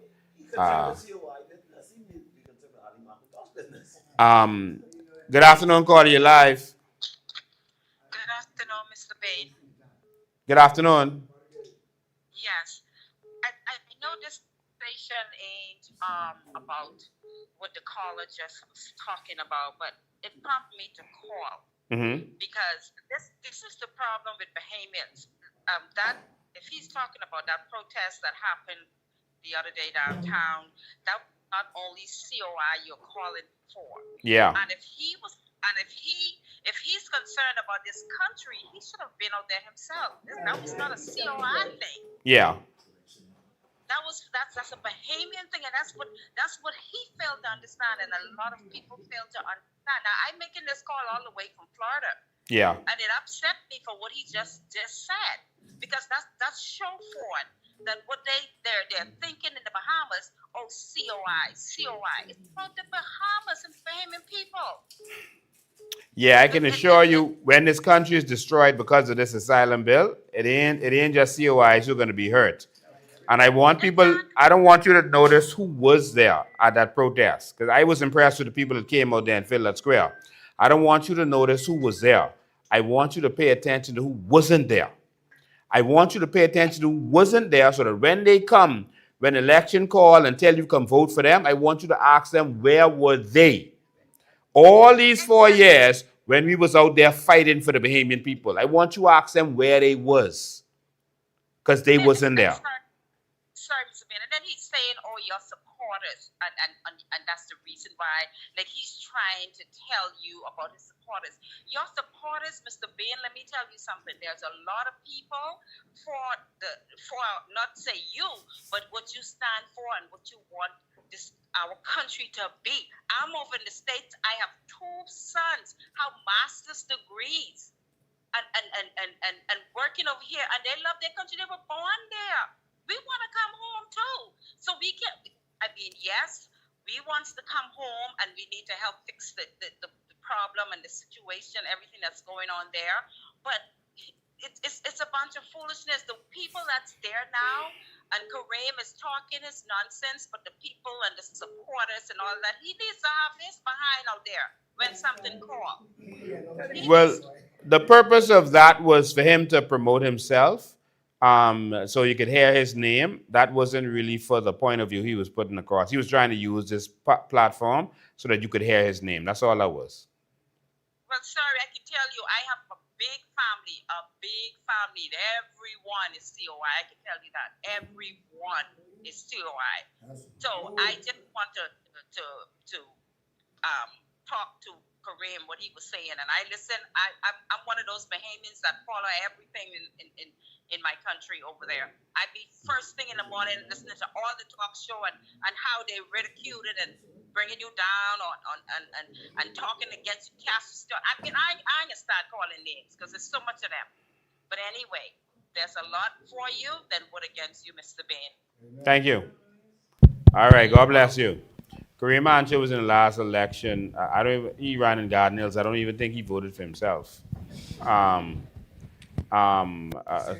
McIntosh got 29 votes in the last election. Kareem Ancho got 11 votes in the last election. All right. So we'll go on from there. This is about the asylum bill and this devastating situation this country is going to be in if we don't take some action. Good afternoon, call you live. Go ahead. Yes. I just had to call back. I just had to call back. Listening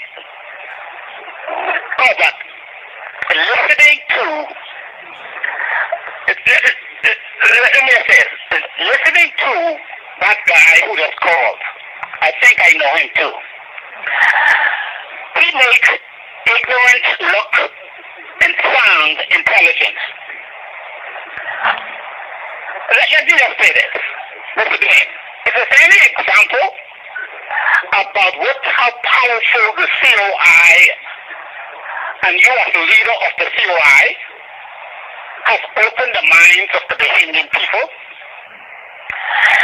if there's anything about how strong the COI is and the party, when I look at my family, I have PLPs, solid councillors, Fnms who never vote nothing else but Fnms, and 25 to 30 persons in that family all have joined and are COI. I have an 84-year-old sister, the oldest one, And she is as strong as an ox, as a COI.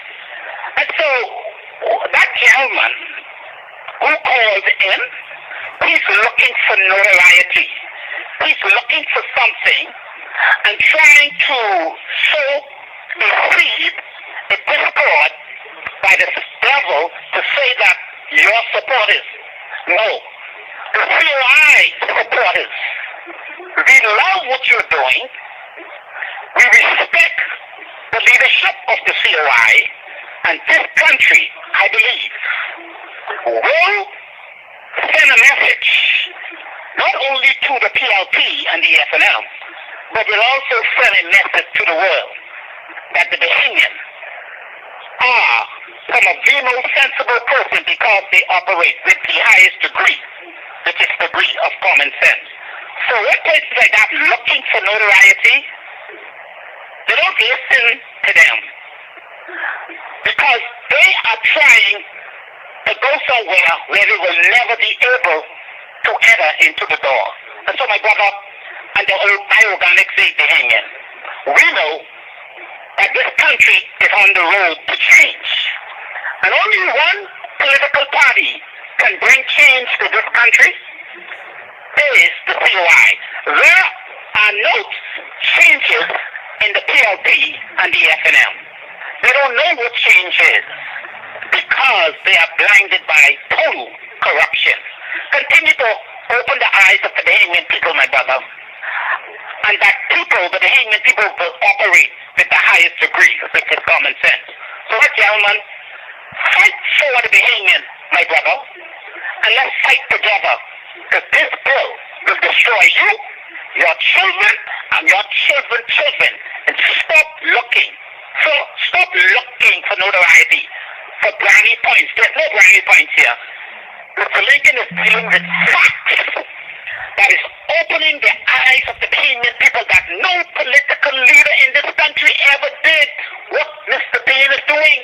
He's educating the Bahamian people and informing them of the facts, which is the truth, that where this corrupt PLP government under the current leader, Philip Davis, and the complicit FNM want to take this country. They don't love this country. Mr. Bain is fighting that love, like Jesus laid down his life for his friends. Mr. Bain is on the front line fighting, and we are fighting along with him. We the organic seed Bahamian. So today, God bless you, my brother, and the Bahamian people. Vote for the change, and we will have the change come 2026. God bless you, my brother, and be blessed. Thank you, man. I appreciate it. I want to, okay, we got another call. Once you're done with this call, I want you to pull up the act again. Someone is asking me, they want to see how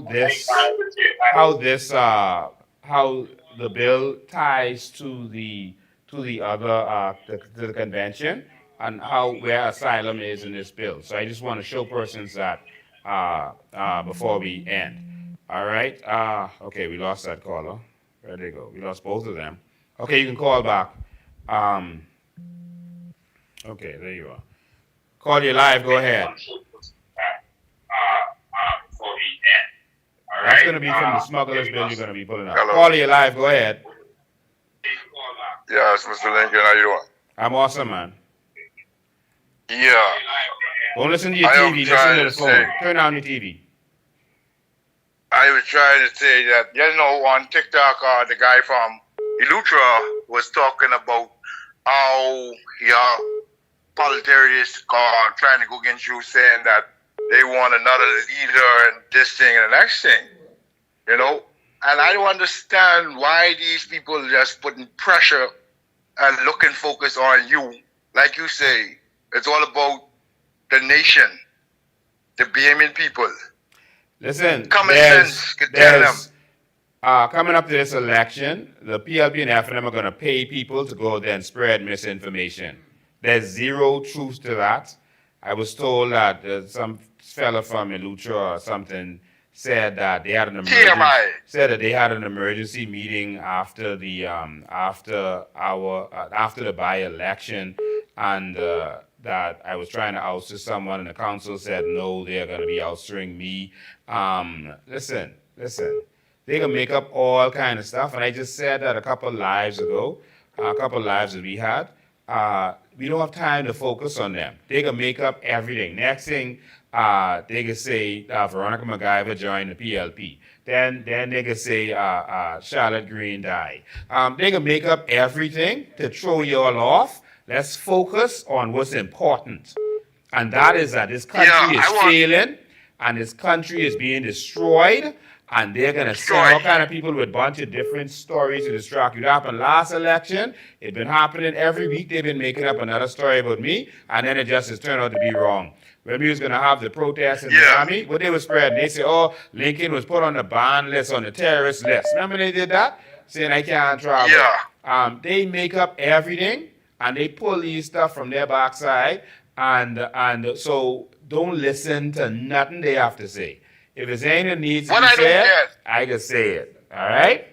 What I don't get is that the gentleman from Ilutra, I think he's Gandhi Ilutra, he's not from Ilutra, whatever, a driftwood, you call them people, type of people. You cannot tell the people from Ilutra what is what and all that. You don't know about Ilutra. What I'm saying is that I don't understand. If you're from Ilutra, you should know what you've been through and what you're going through. One day you get the power off the whole night. Then you get the water off another night. And all these things going on year after and you're year talking about after COI.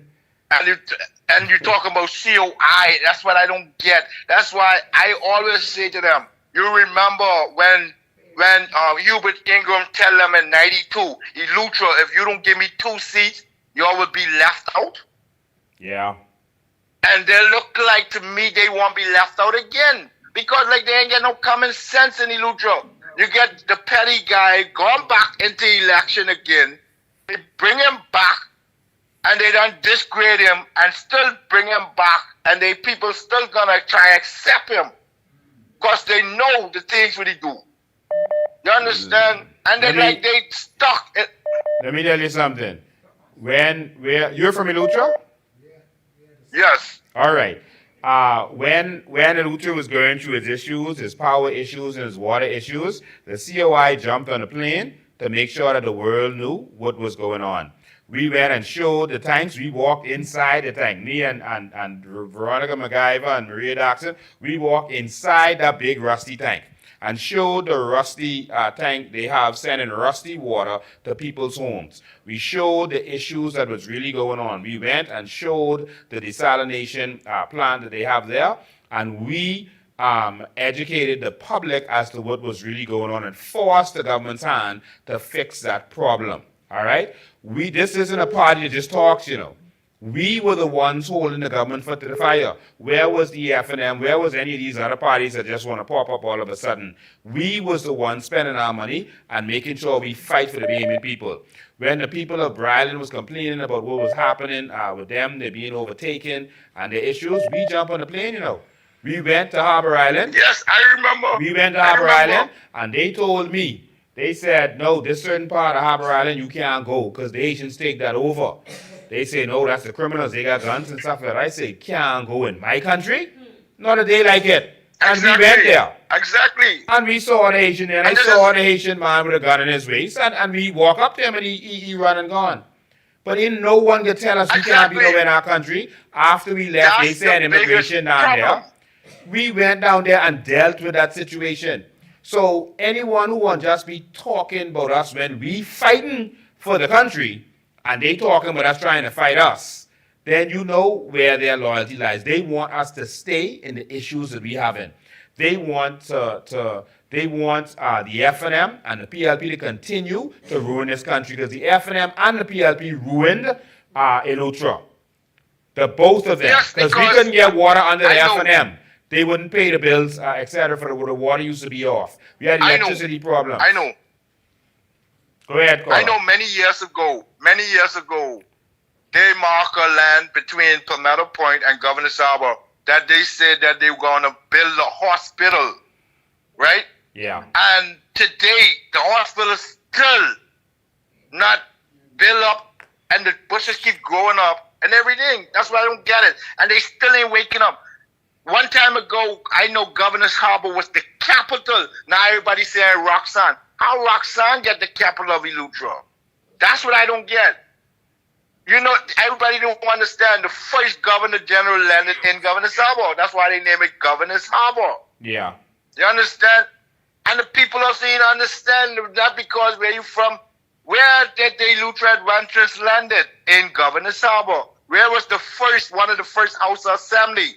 In Governor's Harbor. They used the telephone pole, come out the cedar tree to call to. All right, I haven't gone too let much people different know what topic it was. because other people trying to call in. All right, but I'm glad you called in. Thank you, man.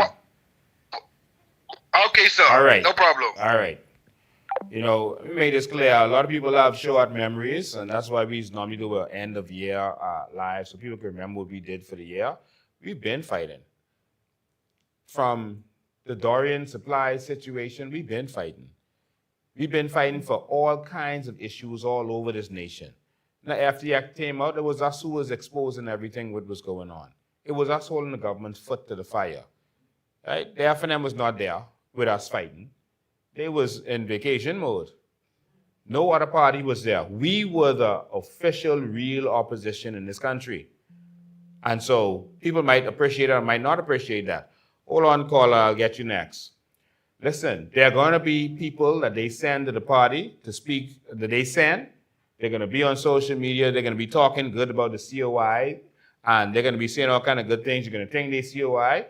And so at the right moment, the last minute, they switch on the COI and then start switching. So people can say, see, yeah, there's even COIs leaving. That person was never a COI. All right? That's a strategy. They send them to look like they're a COI or start talking with a COI, and then eventually they're going to switch their talk. All right? They're going to send some people into the party. They may send one to be a candidate. All right? Oh, they need a candidate for this area. Go there and go be a candidate for that area. And then the last minute, we want you to kick up trouble and then start saying all kind of things. So it look like they're unstable. That is political strategy. All right? I don't want you all falling for these stuff when election come. All right? That's political strategy. So they could be all over saying all kind of stuff but us. All right? They say what they say, the fellas say I'm mad with the Fnm. Listen, I don't hold things against my enemies. Don't mix me up. I ain't holding no gripe against no one. Nobody. All right?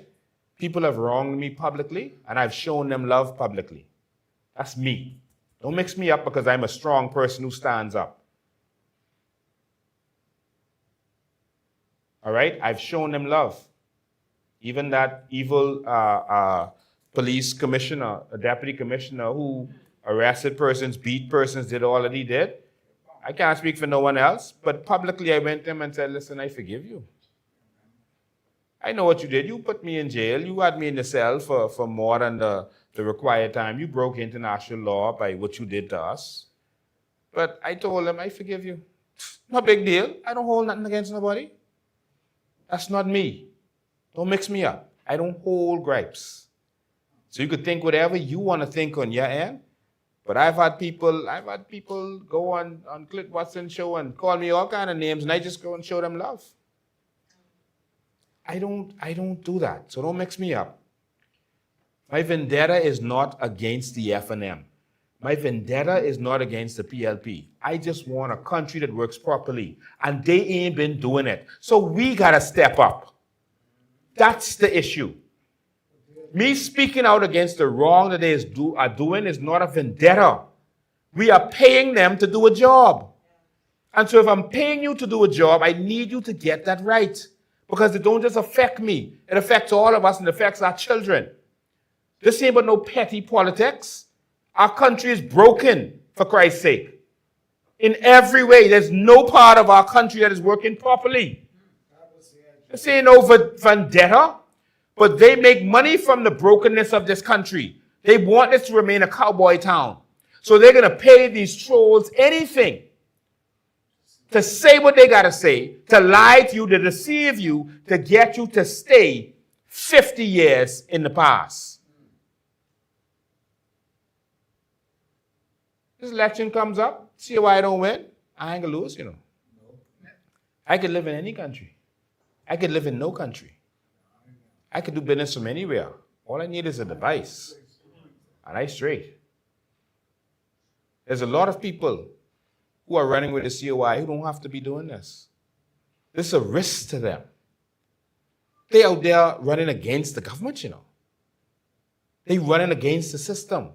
They telling the system, we're going to take what you have and give it to everyone. You can spread this to the people. That's what this message is. So if anyone wants to go listen to these trolls and what they're being paid to do, then that's on you. In the meantime, I don't got time to focus on that. I gotta be on the front line in front of them bullets. I gotta be in the shanty town walking over their altars. I gotta be fighting this real fight. How much time they tell us, man, don't go in them shanty town, man. Then people can fix you, they can do this, they can do that. Well, if you can fix me, if I gotta die fighting for this to bring awareness to what's happening, then let them fix me. But this country will not be destroyed. Not on my watch. 20 years from now, I can tell my children, if God allows me to be alive, that I fought. That I did what I had to do.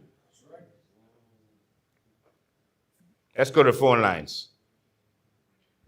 Call you live. You could hear me? Yes. Good night, Mr. Bean. Good night, Bahamas, and good night, Bird. I live in the Foxhill community. I'm trying to figure out why the likes of it, that in the Foxhill community, we are outnumbered. When I say outnumbered. We have a lot of people that carrying these documents. But one thing I don't understand, how is it that NIB have the names of the people, real parents, but Department of Immigration doesn't? I don't understand that. Fred Mitchell, I don't know, but Fred Mitchell is responsible for travel visa. How is it that people obtaining travel visa when they don't even have their own identity and their own country? I don't understand that. Yeah. But in order for you to be able to get any type of document, you must have a birth certificate. How is it that you don't have a birth certificate, but yet you have documents? You have passport. You getting Bahamian voters card and all of these things. What this government dealing with? What they dealing with?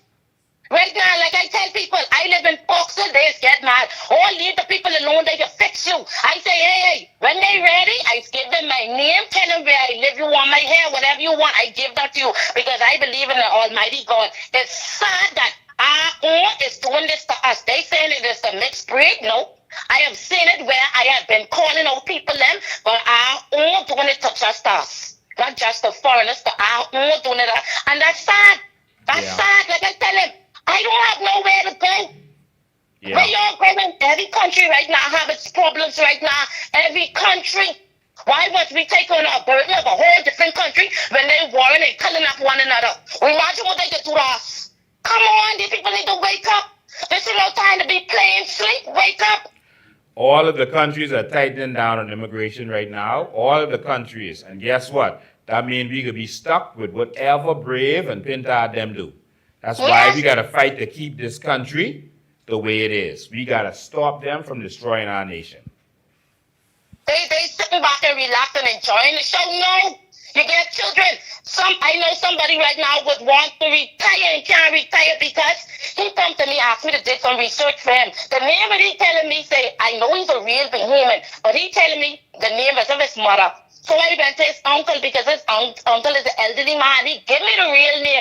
He said, but why your nephew, he ain't come to my nephew, he ain't come to me. I say, he ain't come to you. So I went back to the man and I was explaining. I said, you sure this your mommy name? He's saying, yes. The name that he gave me is not registered. So I gone back to the uncle. I said, you sure? He said, yes. I ran search on that name. Come to find out the name of the uncle give me is actually registered. And that's the man, that's his mother, real name. You was a Bahamian. How come you don't know who your mother real name? But yeah, he happened to foreigners to get status for Canada and peace. So you know that I went back to him the last time. You know what I tell him? Since you happen to foreigners, let the foreigners goddamn help you. No, I can tell you. I don't want your fucking money. Sorry, my language. Sorry, my language. I said, I don't want You're your on the money. radio. You okay? You're on TV. I say, You okay? I don't want your money. I said, because at the end of the day, I ain't no treasonous traitor. I said, my mother was to come before me with fraudulent documents. I would have turned her ass over to the government. Because I can't stand these people who just betray their country. The only thing that causes it is a bunch of problems. Yeah. People who can understand the foolishness what's going on. Yeah. Well, Lincoln Bain is going to fight. And if you vote for PLP or Fnm, country gone. If you vote for the COI, we can fix this. They treason traders. I can't, like I told Fred Mitchell before, at the end of the day, he's telling me we could do dual passport. Where? In which country? Only diplomats, not Venus. Yeah. All right. Thank you for your call. Thank you so much. All right. All right. Section 30 of that bill. I just want to read that quickly. Section 30 of that bill. Section 30 of that bill. I'm going to go to it while he's pulling it up. The process related to return of smuggled migrants. So this is the smuggled migrants. All right. So process related to return of smuggled migrants. The smuggler's bill. All right. So you go to section 30 of that. That's page 17. All right. So, all right, put up there on the screen for them to see it. I want them to see how this is an asylum bill. Okay, that should be it. All right, referral of immigrants with specific protection needs. All right, so this is the return of smuggled migrants. The rules for the minister. In performing functions under this part, the minister shall ensure that smuggled migrants seeking asylum, you all saw that in there, right? I ain't put that in there. This is their bill. That smuggled migrants seeking asylum for international protection under the convention. Under what? Convention.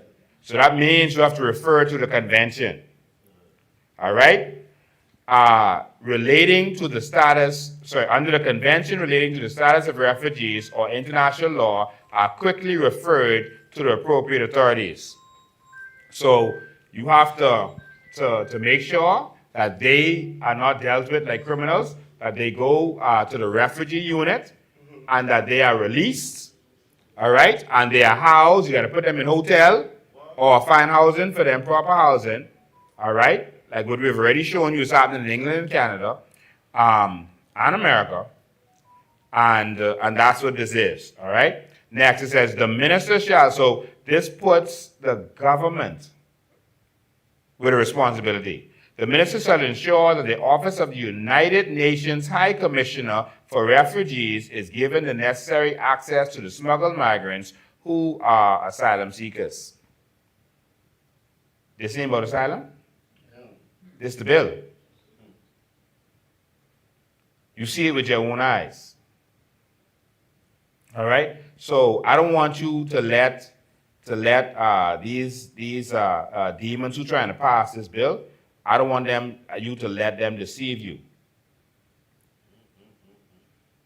This said, this other rules, operational framework, right? Ensure that the measures taken are compliant with human rights of migrants, the humanitarian obligation. Sorry, I didn't tell you where I'm reading from. This is section 26. So go back to section 26, and I'm reading from section 2E. 26.2E. Ensure that the measures taken are compliant with human rights of migrants, the humanitarian obligations toward migrants, including the right of migrants to leave a country, the right to seek asylum, to seek international protection, and the right to pursue protection of non-refoulement. That's an act, man. Why are they playing with us?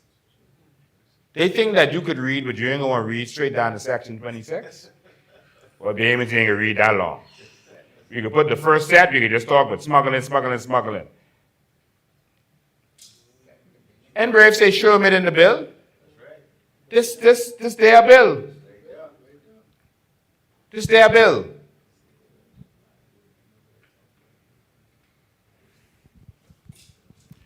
This they have a fake profile. They have a lot of fake profiles now. Any profile is anonymous. Don't give them no credibility, all right?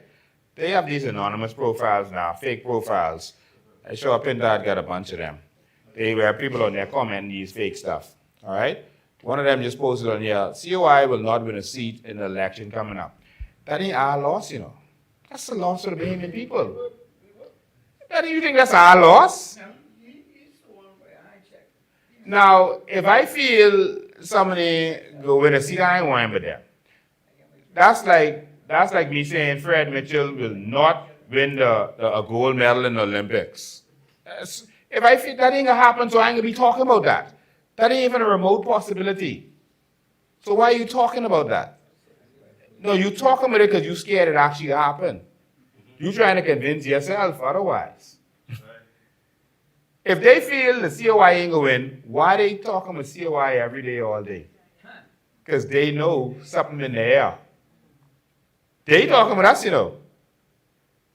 If I believe something ain't even remotely possible, I ain't gonna be talking about that. That ain't a conversation. Lincoln Bain will not win the Miss Universe competition next year. You could be talking about that? So that shows you that they're afraid. That's why they're saying it. They're trying to convince themselves. All right? And so I just wanted everyone to be able to see that. I don't want you to be fooled by paid trolls. Again, stop listening to rumors, man. Stop listening to rumors. We don't have time for that. All right? Let's focus on the issues of this country.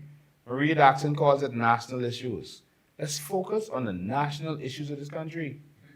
All right, if you feel COI ain't gonna make it, okay, you feel they ain't gonna make it. Let's talk about the national issues that COI talking about. That's what's important. Let's fix this country. All right, this ain't about us. This is about this nation and the way that we are suffering in this nation. War is about to break out, according to Trump, in Venezuela. They both have boots on the ground. That's more refugees. And we run here talking about whether COI go win or not. Listen, I want this country to win. We have not won under the Fnm. We have not won under the PLP. I want this country to win. All right. Now, y'all didn't have any chance to say anything in the studio audience. Anyone want to say anything before? Yeah. All right. All right, hold on. We'll deal with him. Go ahead. All right, I got to come to you.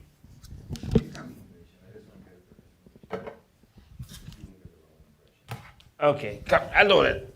Go ahead, come. Yeah, I would just like to say to my Bahamian people, you're hearing from the horse's mouth, okay? And he is opening the eyes of the Bahamian people. Do you see Pentard or Davis doing this? Do y'all see Bahamians open your thing straight? Now use your common sense, like brother elders say. Use your common sense. Look around, man. We have a country that is on the eve of flipping over on the other side of hell, and y'all worrying about the COI. Wake up, Bahamians. We are losing our country, and y'all still fighting and talking foolishness about this one and the next one. Look here, the COI is the only one right now I am hearing that is opening the eyes. Wasn't for Mr. Bain and KCX that is already dead. They probably killed him. I don't know. And my homeboy Blackmail, wasn't for them, I would have still been blinded. Mm-hmm. Thinking about looking at the Fnm, because I never had any mind for PLP. But now because my eyes are open up and I'm thinking straight now. I'm looking for a change in this country, and the only change I see coming here is the COI, because the COI is the only one is out there putting themselves in the risk on the line. The PLP ain't doing it. All they doing is messing up my country. The FNM ain't doing it. All they doing is messing up my country. The only one I see that have a plan going forth is the COI, Lincoln and his godly crew that is coming forth. So let's stop looking at this thing and playing crackheads in this country. Wake up and do right in this next election, because if we don't do this time, our country is messed up completely. Yeah. Behemoths, wake up, man. Yeah. Wake up. Wake up. All right, thank you. Anyone else? Okay, my dear brother, Lincoln Bain. This Kareem Angel who's just on the phone. That's the Angel man. Yeah, let me just let you all see who I is. No, I ain't a BCP. I am an independent. The reason why, bro, we talking about the asylum bill. We had to talk about you. I have to, because that's my reputation. You providing this information, I have to make sure they understand who I am. Correct? You are with Ali them, you endorse Ali them, and you all been working together. But we ain't gonna be talking about your personal life. You talking about the asylum bill, or you about to leave? You still talking for Angel.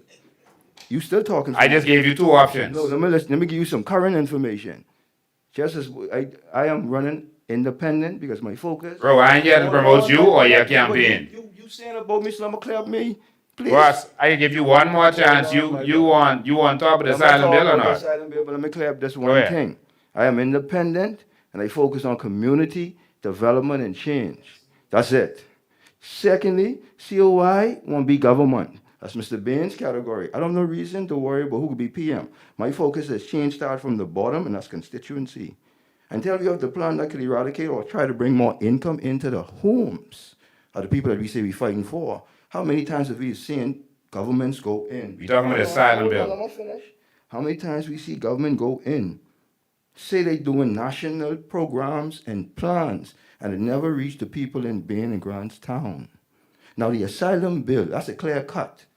Any Bahamian at the age of 9 could understand that the PLP government, from they came in, they put the Haitians first. Okay, this is no secret. I might have the clout or the reach that you may have, but the people on the ground who know what Hanchels fight for, they fight for the same thing. There was a one point in time when I was on every march that the COI had. I at one point had to lead the COI when you was locked up. Me and Maria had to lead them back on Bay Street to give out the letters to the parliamentarians. Y'all remember that? So don't ever say that I disrespect the COI, because I love anybody who want to fight for Bahamians, whether it's you, whether it's BCP, whether it's independent, okay, at the end of the day. So just spread information, right, is all I'm saying. That's why I came here, so people could, one, see who Hanchel is. That's why I cut my hair. Okay. So you came here to promote yourself. Whatever you want to call it. Ladies and gentlemen, this is Kareem Angel. Okay. This is Kareem Angel. He came here so y'all could see him. Y'all heard him, now he wants y'all to see him. They saw you. All right? All right, thank you.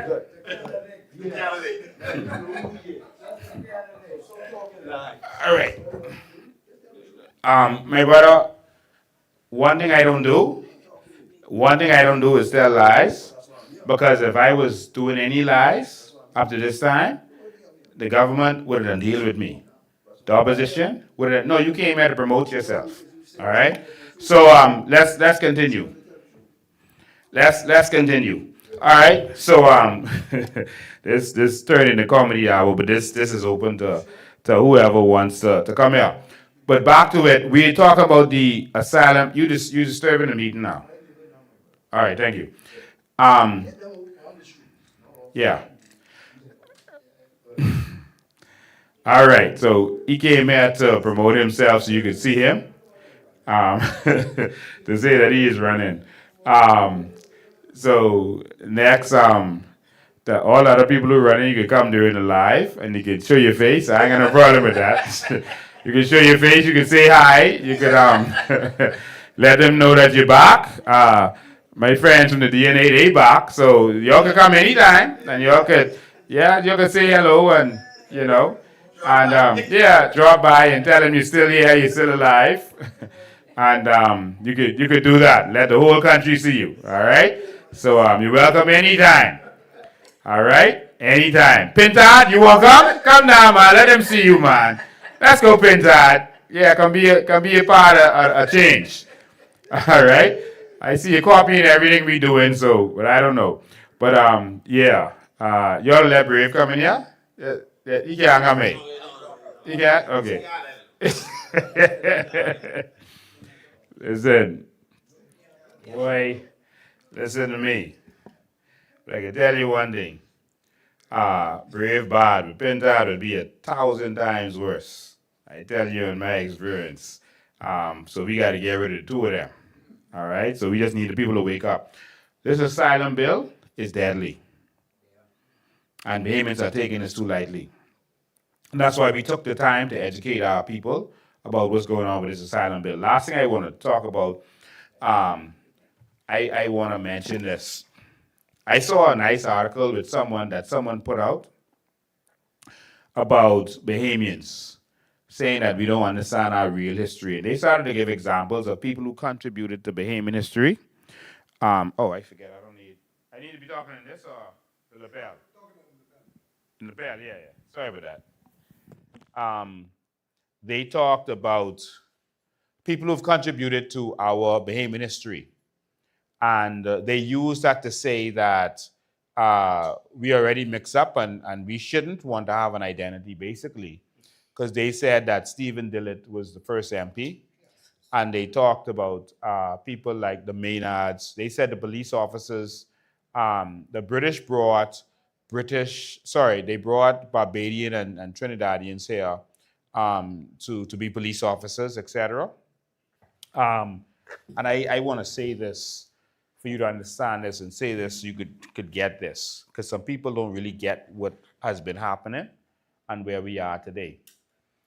They said that they brought in people to be police officers and take those positions.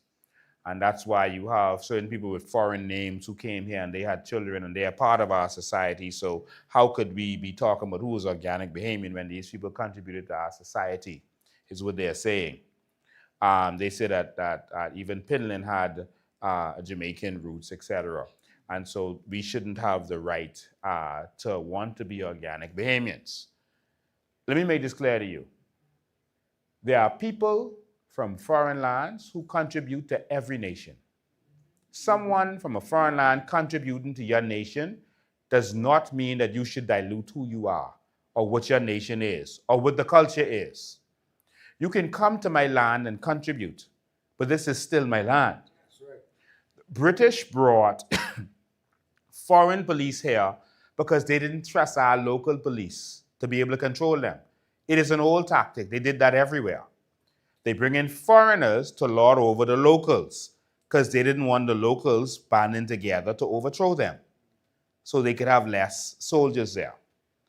And so it causes a mixture.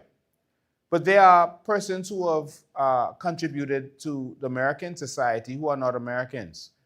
But yet there are still proud Americans. And America still has a culture. And there's nothing wrong with that. There are foreigners who contributed to Britain. But Britain still has its culture, despite what foreigner contributed to that. We are the Bahamas.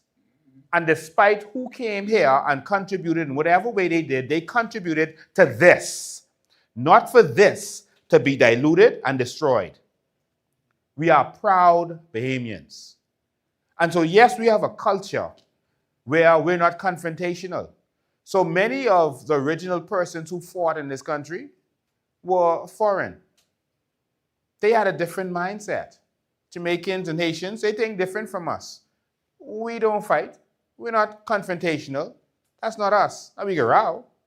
But we're not confrontational to speak truth to power. We were the most broken of all the slaves. And so, yes, some people with some different blood in them had to come and stand up for us.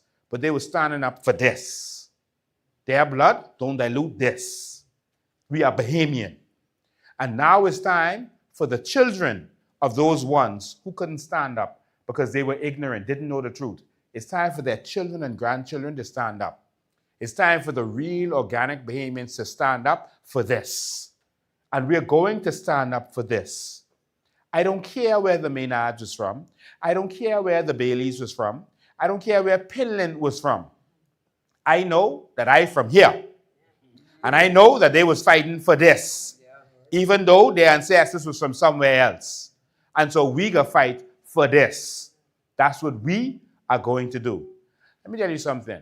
The people that contributed to the civil rights movement of fight with Martin Luther King, more of them were white. Can you believe that? He didn't have any success until the white people showed up fighting for them. And so that didn't change the fact that that was a black movement, because white people saw that this is a cause that has to be fought for, and they contributed. When they first went to Selma to try to cross that bridge and to march to Selma, the black people were there. The authorities break them up, crack some of their skull, beat them bad. The next one, Martin Luther King said he coming. He couldn't come to the first one because he was cheating on his wife and he had to stay away and tend to his family. Yes, men are human. People make mistakes, but he was still a great man. And so this time, he got the blessing of his wife, and he said, I could be to the next one. And after seeing all the abuse, the white people started to say they come in. They could be on that march. And guess what? That march was full of white people. On a black march, full of white people. And guess what? That time, Martin Luther King was in the front. I know the police did. They opened the part and said, y'all can go through. Because they couldn't be seen attacking their own. But whatever it was, Martin Luther King said, I just deal with drama. Since you know drama, we go back this way. But I want you to know that there were persons who contributed to that fight that were not black. That's what I want you to understand. So don't tell me that we must let 15 million people come in this country because Stephen Dillett was a Bahamian of Haitian descent. And he was the first MP. Don't tell me that. Don't tell me that. Yes, our black people was held down and held back. You know, I went to Barbados to open a shoe store. And I saw something different when I went there. In the Bahamas, they block you at every turn doing business. Everything they make difficult, opening your bank account, getting your license, everything they make hard. But when I went to Barbados, it was like I was like the foreign investor. They was like rolling out the red carpet. It's like, wow, I'm a foreigner. And they rolling out the red carpet. That actually felt good. But I was still a foreigner. That's their country. We got some foreigners who come in our land and contribute to our land. It's still our land. There are some second homeowners who love this Bahamas as much as most Bahamians. They foreigners, you know. It's them who build back Abaco. The government ain't spent $1. It's them who build back Abaco. They love this country, but they're not trying to change and say, because we contribute to this country, you must become more like America or more like Canada. You can't be organic Bahamians. They want you to have your country. They want you to love your country. They want your culture. They want your culture to remain the way it is. They want that. That is real civilized thinking. Don't tell me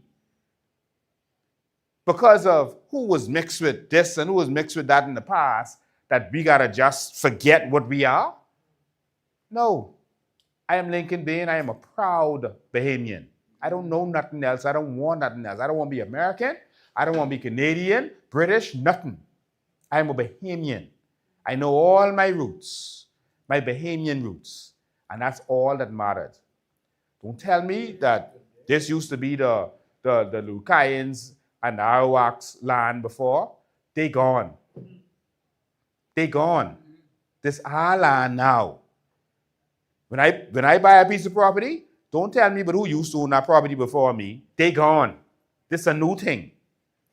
This is the Bahamas. And don't tell me you must take this over my country because the two of us from Africa. Oh, go Africa and try land there legally then. Go on. No. A man's house is his house. And you should not break in the back door of his house. As much as I love my brothers, I love my sisters, I ain't gonna break in their back window, jump to the window, and they come home and meet me with the milk bottle turned up to my head in their children's room. It's decency and order. And anyone who tells you anything different is wrong. They're trying to make you think that we are hateful. They're saying that we are spreading a message of hate. Not a day like it. We don't hate nobody. We don't hate people. We just love ourselves. And all we're asking is to do this thing right. Lastly, Bahamians don't hate nobody. We the friendliest people in world history. Yes. The friendliest. We still accept them. We love them. They still work for us now. They still do our yard.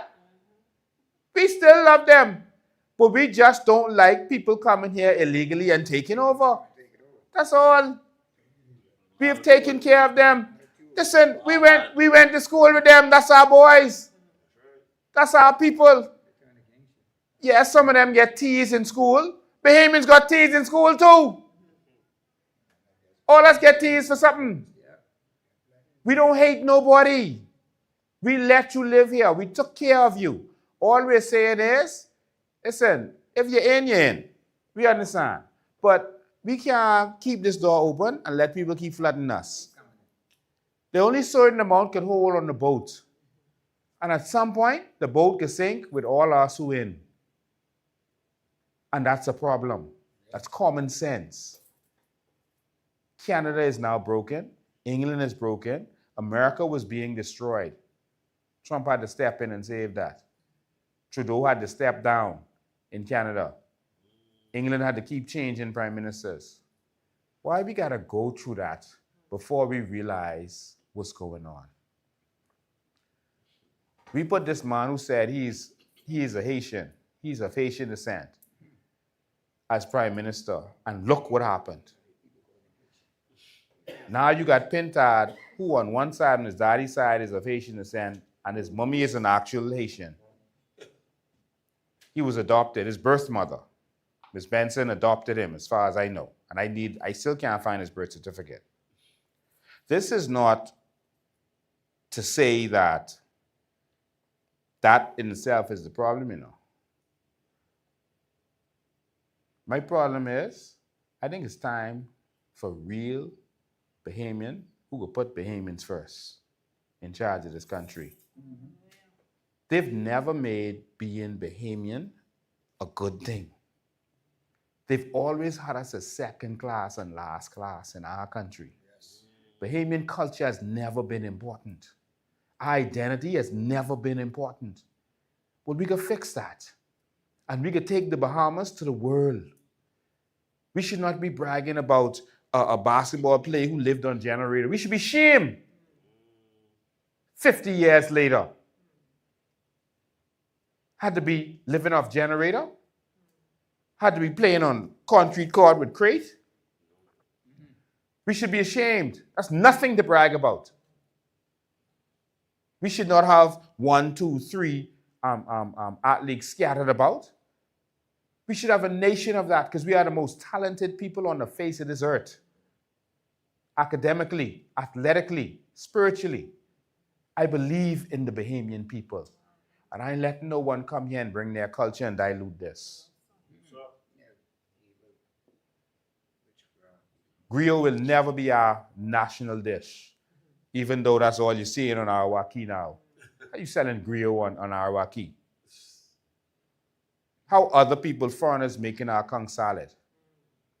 See, I ain't got no problem. This man, listen, I love them, you know. I love all people. But I just want the Bahamas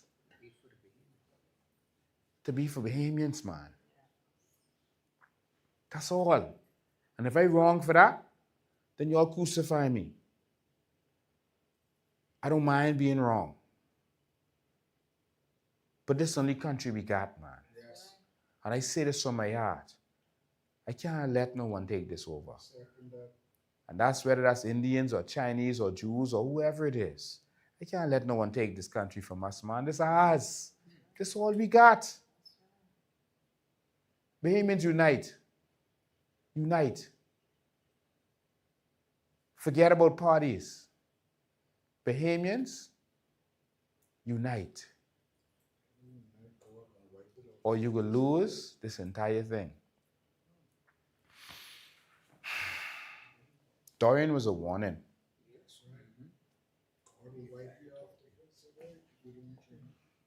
I don't know if I should say this, but I watched Dorian thread the needle between Hispaniola and Cuba. Missed the whole thing because normally they're weekend hurricanes. And it came up as a category 1, came alongside the whole Bahamas and parked outside of Abaco, and then became a category 5 overnight. Came over Abaco and sat like it was on a remote control. Just sat over Abaco. And then went and touched the end of Grand Bahama.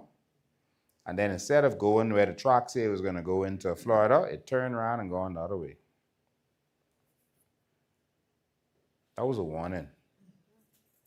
Y'all let that place build right up right there. Let all them altars and all that get built. Right in your country.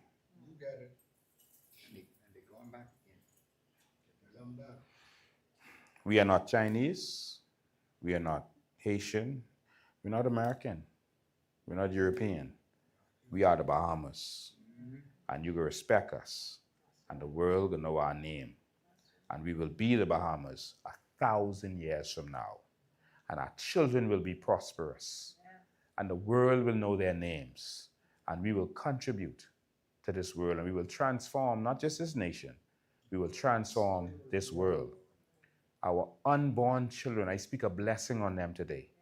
I fight so that they can be blessed. Our unborn children. Our children will not be replaced by the children of others. This will be our country, and we will fight for this. And we will not let our politicians sell us out.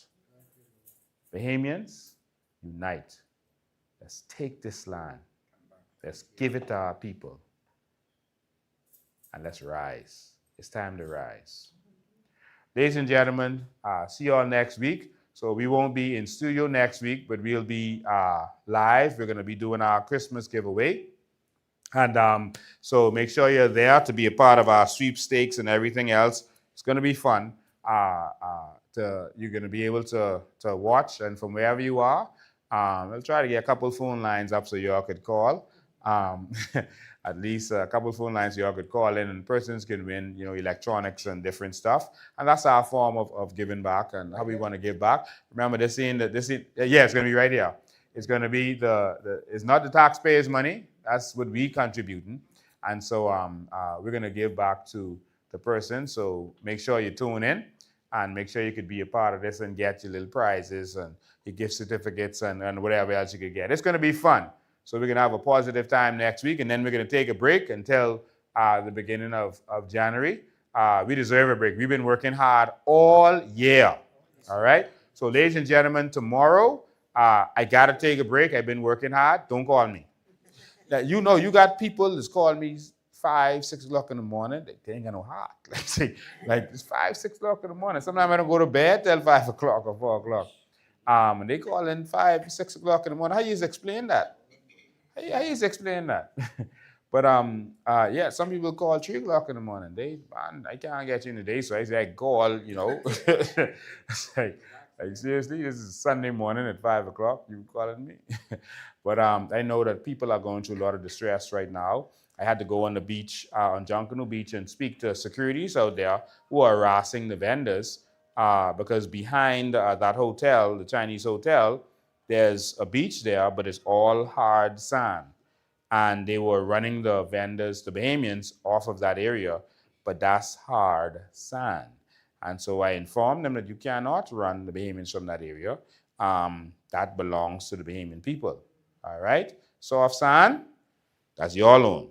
Hard sand, that's ours. So Bahamian won't go there, and the Bahamians have license, to be there.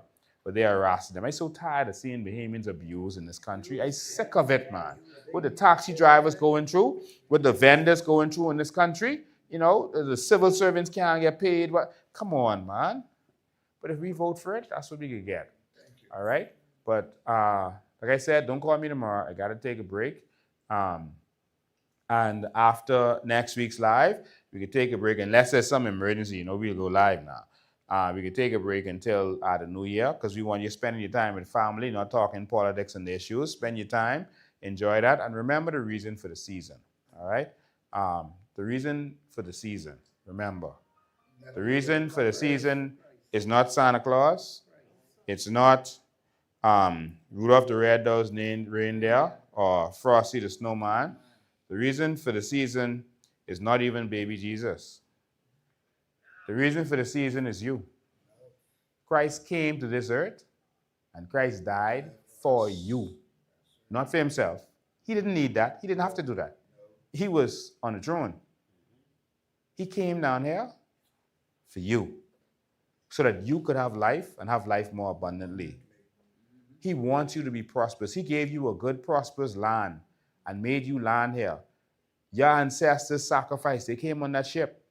They tilled the soil. He did all that so you could get this prosperous land. So it's time for us to prosper. Why? Because the reason for the season is you. Ladies and gentlemen, see you next week. God bless you. Oh, sorry. Tomorrow, that's tomorrow? Tomorrow we're having a prayer conclave right here at our headquarters. And so anyone who wants to participate in that, please be here tomorrow. What time? Tomorrow at 7 o'clock. I thought I'd tell you I'm taking tomorrow off. Now I don't have another day off. And so 7 o'clock tomorrow, for those who believe in prayer, because listen, them people fighting this with all kind of funny business. And so we got to continue to pray. So every month until election, we're going to be here and we're going to be praying and putting it down. So we want you to come and be a part of this. And so be here tomorrow at 7 p.m. And be a part of it. I'll be here and our team will be here. We got to pray our way through this. So you want to be a part of that? Everyone, come on down. Let's pray our way through this and break this curse that they have us under. Because these politicians got to be under a curse for this kind of things that they're doing. All right, we got to break that. And we could do it with prayer. So thank you all. See you next week. See you tomorrow. And then see you next week.